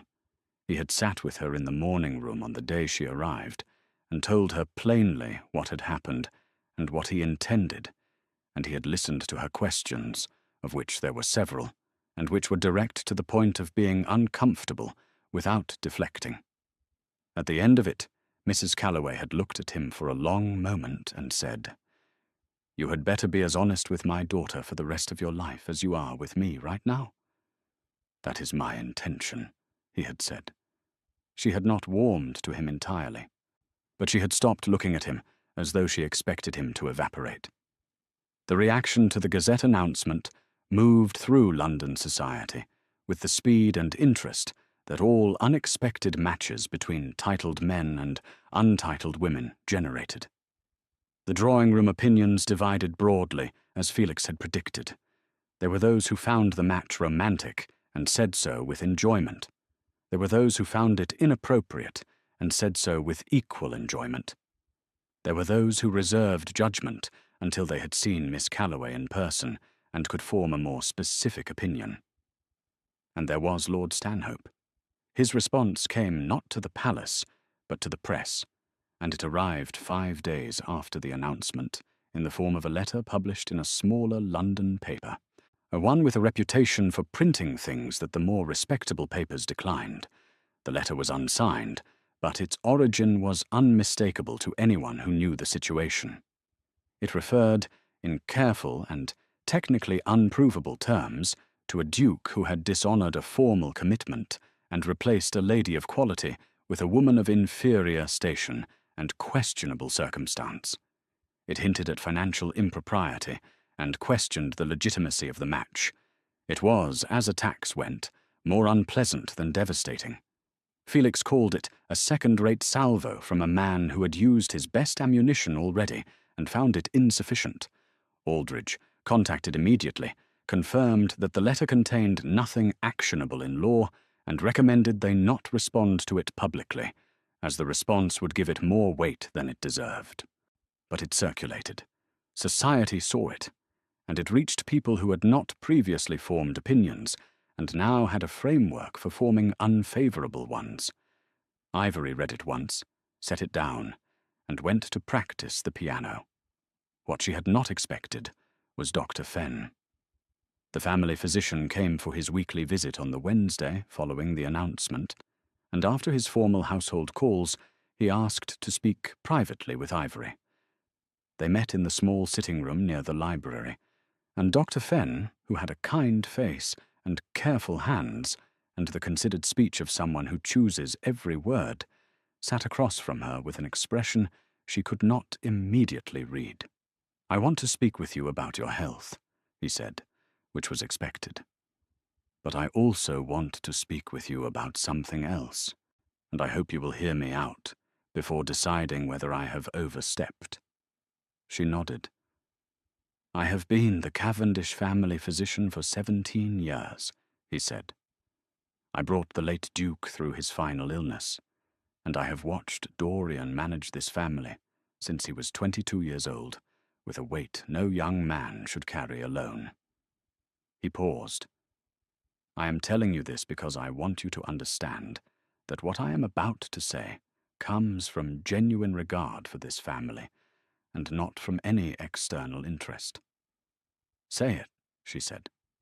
"There is a faction in London," he said carefully, "that is doing more than simply circulating an anonymous letter. I have heard, through a friend at the Royal College, who moves in wider circles than I do, or that there is an effort underway to challenge the legitimacy of any forthcoming marriage on the grounds that Dorian was, as the argument goes, coerced by circumstance into the engagement." He met her eyes. "They are attempting to build a case that the pregnancy was used as leverage." Ivory was very still. "The people behind this," Dr. Fenn continued, "are connected to the Stanhope family, and they are specifically targeting the question of whether the engagement was entered into freely on Dorian's part, with the aim of having it declared void before it can be solemnized." "Who exactly?" she asked. Her voice was calm. "A man named Sir Rupert Crane," he said. "He is a legal acquaintance of Stanhope's with connections to the ecclesiastical courts. He would not be pursuing this without Stanhope's backing, and he would not be in a position to succeed without witnesses willing to testify that the engagement was under duress." "Who would those witnesses be?" she asked. Dr. Fenn hesitated. Then, quietly, "There are 2 housemaids who have been approached, and there is one member of the household with a higher position than a housemaid who received a letter from Stanhope's people last week." She understood immediately, not with anger, with the particular cold clarity she had been learning to use as a tool. "Lady Portia," she said. "She is still resident at Ashenvale," he said, "and she is still very much aware that her own future was substantially altered by recent events." Ivory stood. She moved to the window and stood with her back to him for a moment. Outside, the December garden was bare and brown and precise in the grey light. Mr. Greaves was moving slowly among the rose beds with his shears, pruning with the unhurried method of a man who trusted that spring would come eventually. "What does Dorian know?" she asked without turning. "I am going to speak to him after you," Dr. Fenn said.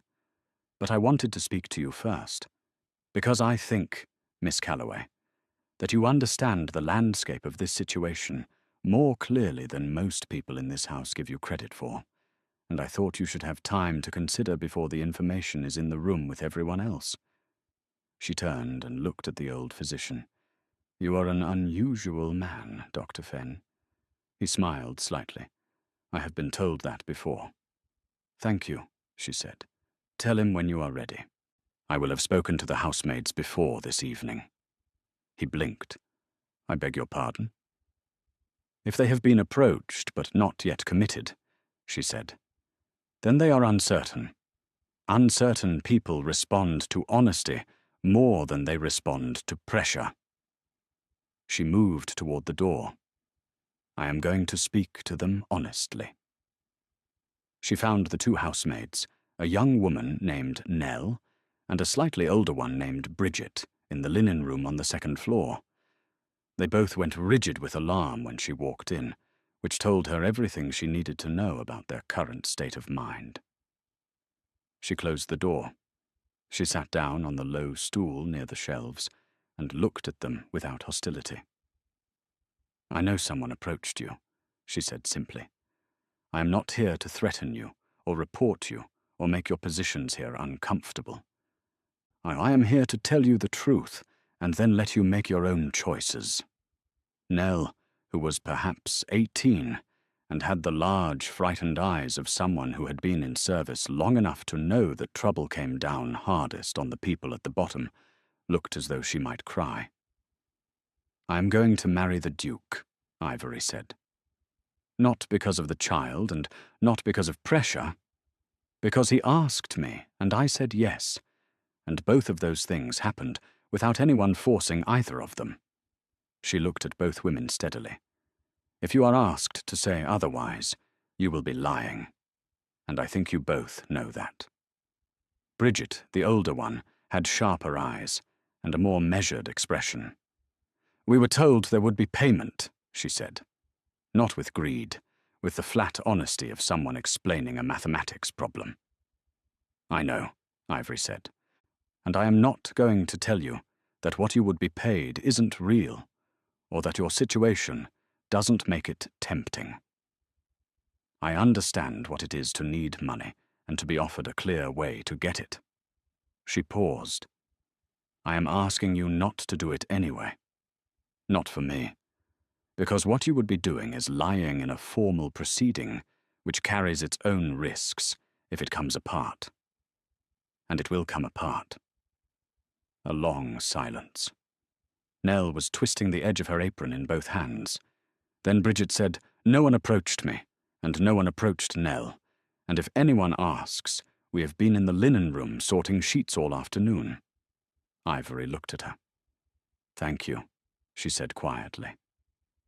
"Thank you, miss," Bridget said, with a directness that was its own kind of dignity.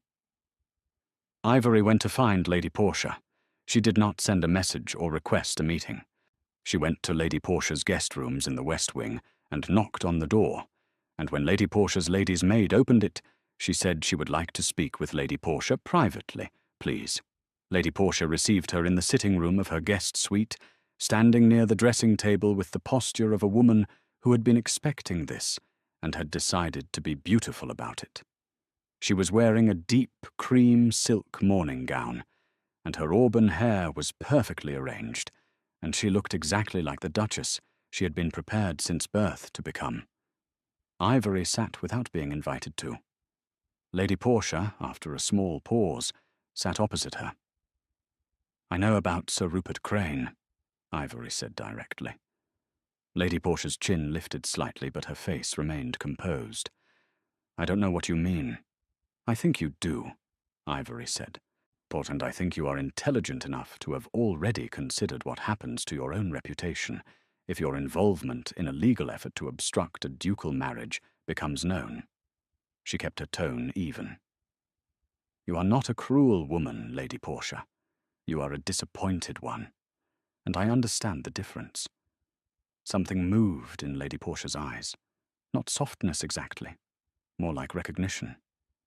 "He was supposed to be mine," she said quietly. It was the most unguarded thing Ivory had ever heard her say. "I know," Ivory said, "and I am sorry that the way this happened caused you pain. Genuinely. That is not performance." Lady Portia looked at her for a long moment. The architectural composure was still there, but it was thinner than usual, and beneath it was something real and tired. "I wrote to my father," she said finally, "after the ball. I told him what I had heard. I thought, at the time, that I was protecting what was rightfully mine." She paused. "I was not thinking about what it would set in motion." "I know," Ivory said. "I did not know about Crane until he wrote to me last week," she said. "I did not ask for a legal challenge. I did not want that." Something shifted in her expression. "I have not responded to his letter." Ivory looked at her carefully. "Will you respond?" A silence. Then, "No." Ivory nodded. She stood. At the door she paused and looked back at Lady Portia, sitting in her cream silk in the cold West Wing guest room, with her hands folded in her lap, and her future looking nothing like what she had been promised. "For what it is worth," Ivory said quietly. You deserve someone who chose you the way he should have chosen you. And not because of arrangements and settlements, because he wanted to. Lady Portia looked at her with an expression she could not name. Then she looked away at the window. Ivory went. She found Dorian in his study with Felix and Dr. Fenn, and she walked in and sat down and told all three of them everything she had done in the past 2 hours, clearly and in order. When she finished, the room was quiet. Felix said, very softly, "Good Lord." Dr. Fenn looked at her with the expression of a man who has just had a theory thoroughly confirmed. Dorian stood up. He crossed the room to where she was sitting and crouched down to her eye level, looking at her directly. "You went to Portia yourself," he said. "Yes." "And the housemaids?"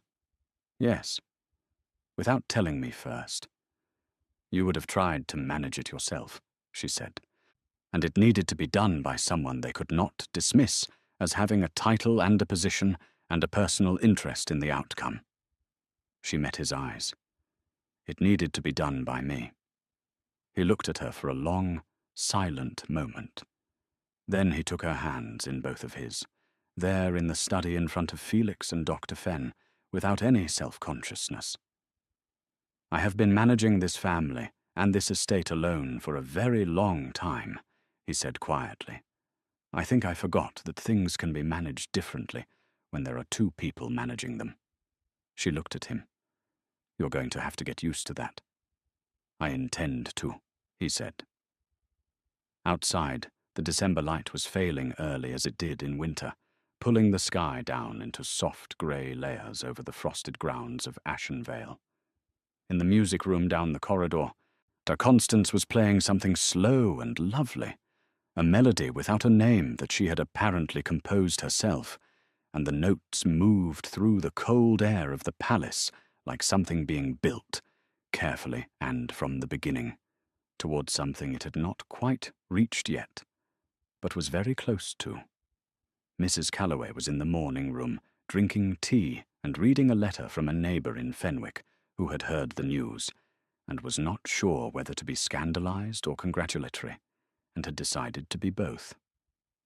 Mr. Greaves had come in from the garden and was warming his hands in the kitchen and telling Mrs. Hartwell that the rose beds would come through the winter fine.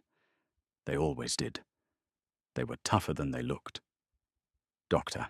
Orphen closed his bag and stood, and said he would come again next week for the proper examination, and that everything would be perfectly all right, and that he had, in his 17 years attending this family, never been more confident than he was today. Felix refilled his glass and said nothing for once, which was, in its own way, the loudest possible endorsement. And Ivory sat with her hands held in Dorian's, and felt the day settling around her, all its drama and its danger, and its improbable small victories, and thought about the woman who had stood in a corridor outside a ballroom, 6 weeks pregnant, with her hand pressed flat to her stomach, telling herself she would face whatever came next standing up. She had done that. She was still doing it. The child inside her did not know yet what kind of world it was being born into, but it was going to be born into one where its mother had faced down a lord and a legal threat, and a room full of witnesses, and a duke who had once looked through her like glass, and had not once in all of it looked away first. That was something, she thought, quietly and with her whole heart. The wedding took place on the last Saturday of January. It was not a grand affair. There had been discussion, briefly, of a large ceremony with the full weight of Cavendish tradition behind it, the cathedral in the county town, the guest list of 200, the formal procession through Briarstone village that Dukes of Ashenvale had conducted for generations. Lady Miriam had raised the idea once, carefully, and Dorian had looked at her and said that he believed they had had quite enough spectacle already. And that was the end of it. The ceremony was held in the small chapel on the Ashenvale grounds, a stone building older than the palace itself, with narrow windows and plain wooden pews, and a single bell that Mr. Greaves rang himself, because he said he had been ringing that bell for 40 years, and he was not about to stop for anyone. It snowed that morning. Not heavily, just a soft, even fall that settled over the grounds and the bare rose beds and the long elm path to the gates, turning everything quiet and white and clean. Ivory dressed in her room with her mother's help. The gown was ivory silk, simple and well made, finished with a high collar and long sleeves against the January cold. Her mother fastened the buttons at the back without speaking for a long time, and then said, in a voice that was very carefully controlled, "What, you look like yourself." Ivory met her eyes in the mirror. "Is that good?" "It is the best possible thing," her mother said, and pressed her lips together firmly and said nothing else. Constance arrived at the door with pink cheeks and bright eyes, and a small bouquet of hothouse flowers she had apparently badgered the head gardener into producing against all seasonal reasons, white roses and green ivy, and something small and yellow that nobody could identify, but which Constance insisted was meaningful. "You are not going to cry," Ivory told her. "I am absolutely going to cry," Constance said cheerfully. "I have been saving it up for weeks." Felix was waiting at the chapel door when they arrived, standing in the snow with his collar turned up and his hands in his pockets. And he offered Ivory his arm with a formality that was entirely unlike him, and eyes that were, she noticed, somewhat brighter than usual. "You look wonderful," he said. "You are going to cry too," she said. "I am not," he said, and then immediately looked at the sky. Inside the chapel it was warm from the braziers that Mrs. Hartwell had organized with her usual military precision, and the narrow pews held the small gathering of people who had, in their various and complicated ways, become the landscape of the past months. Mrs. Calloway in the front pew with a straight back and careful hands, Dr. Fenn beside her, kind-faced and steady, Mrs. Hartwell in her good dark dress, Mr. Greaves, who had come in from the bell rope and taken a seat with his Sunday coat on and his hair combed.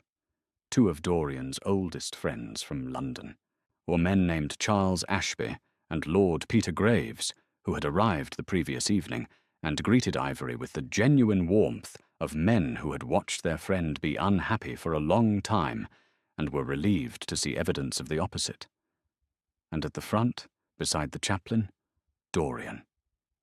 He was wearing dark formal dress, and his cravat was perfectly tied, and his back was straight in the way it always was.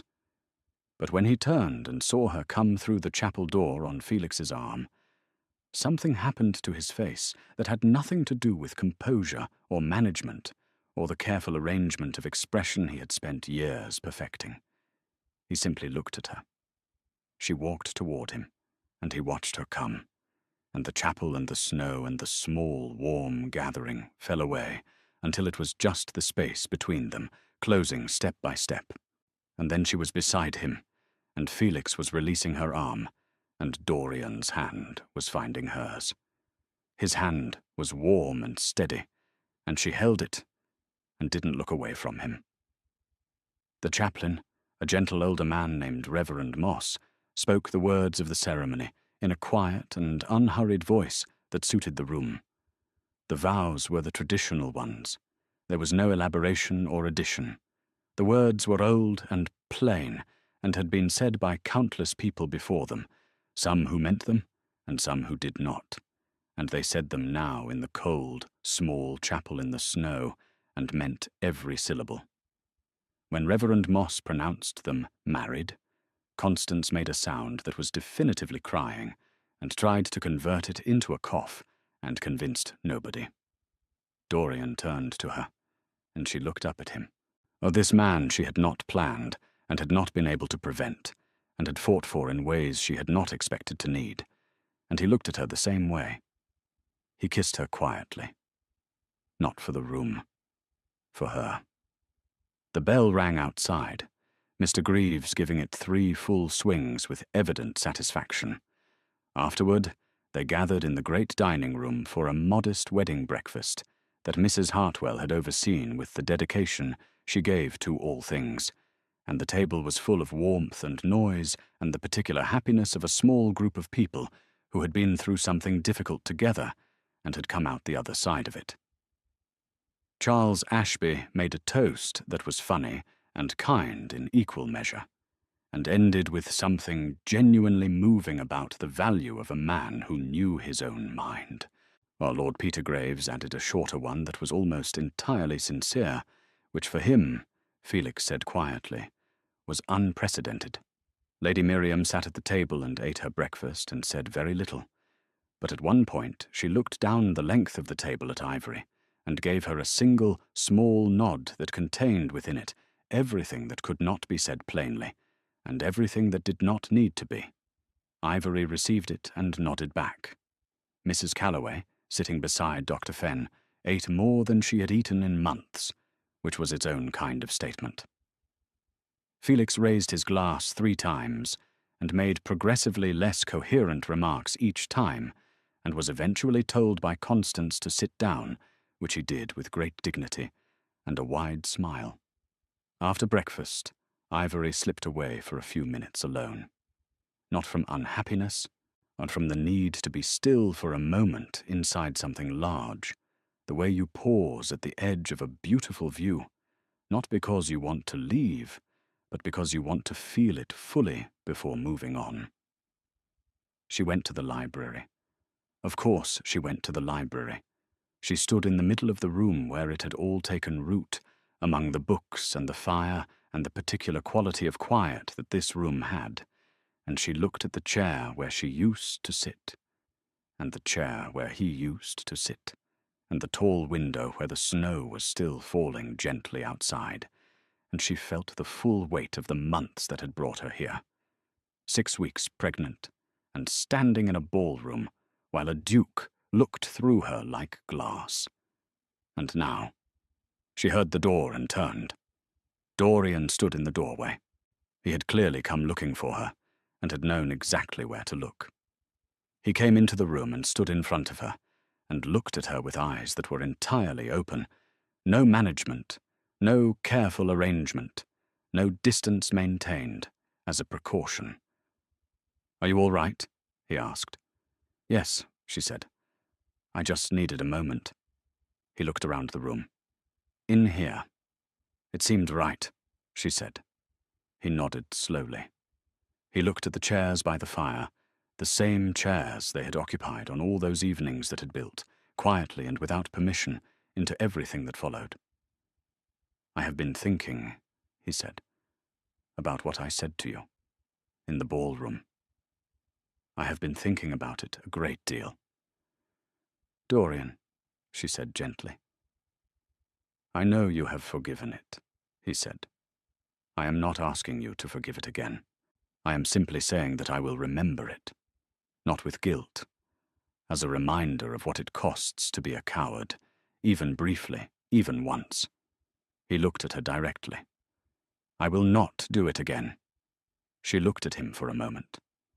Then she crossed the small distance between them and put her hand against his chest, over his heart, and felt it beating steadily beneath her palm. "I know," she said. He covered her hand with his. They stood like that in the library for a long, quiet moment, with the snow falling outside and the fire burning low and the sounds of the wedding breakfast drifting distantly down the corridor, voices and laughter and the particular music of people who are happy. The child inside her moved. It was the first time she had felt it clearly, a small, unmistakable pressure, and she made a sound that was entirely involuntary. Dorian looked at her immediately. "What is it?" She looked up at him with an expression she could not control or compose. "The baby moved," she said. He went very still.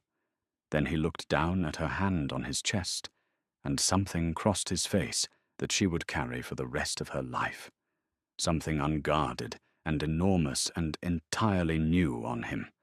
The face of a man feeling something he had no existing framework for and was not trying to manage. He moved her hand from his chest to her own stomach and held it there. They stood together in the quiet library, in the old palace with its stone walls and its portraits, and its long history of arrangements and obligations and titles passed down like burdens through generations. And in the middle of all that weight, something small and new and entirely its own was making itself known. Outside, the snow kept falling. The elms along the long path were white and still. The rose beds were buried and patient, as Mr. Greaves had said they always were, waiting for the season to turn. It would. It always did. And when spring came to Ashenvale, there would be new life in it. Not arranged or convenient or built from obligation, but chosen, plainly and at some cost, by two people who had found each other in a library in the dark, and had decided, against considerable odds, and in full view of everyone, that it was worth it. Ivory Calloway, now the Duchess of Ashenvale, stood in the library where everything had begun, with her husband's hand over hers, and the future pressing gently against her palm, and she smiled. The bell had stopped ringing. The snow had softened to stillness. The house was warm. It was enough. It was everything.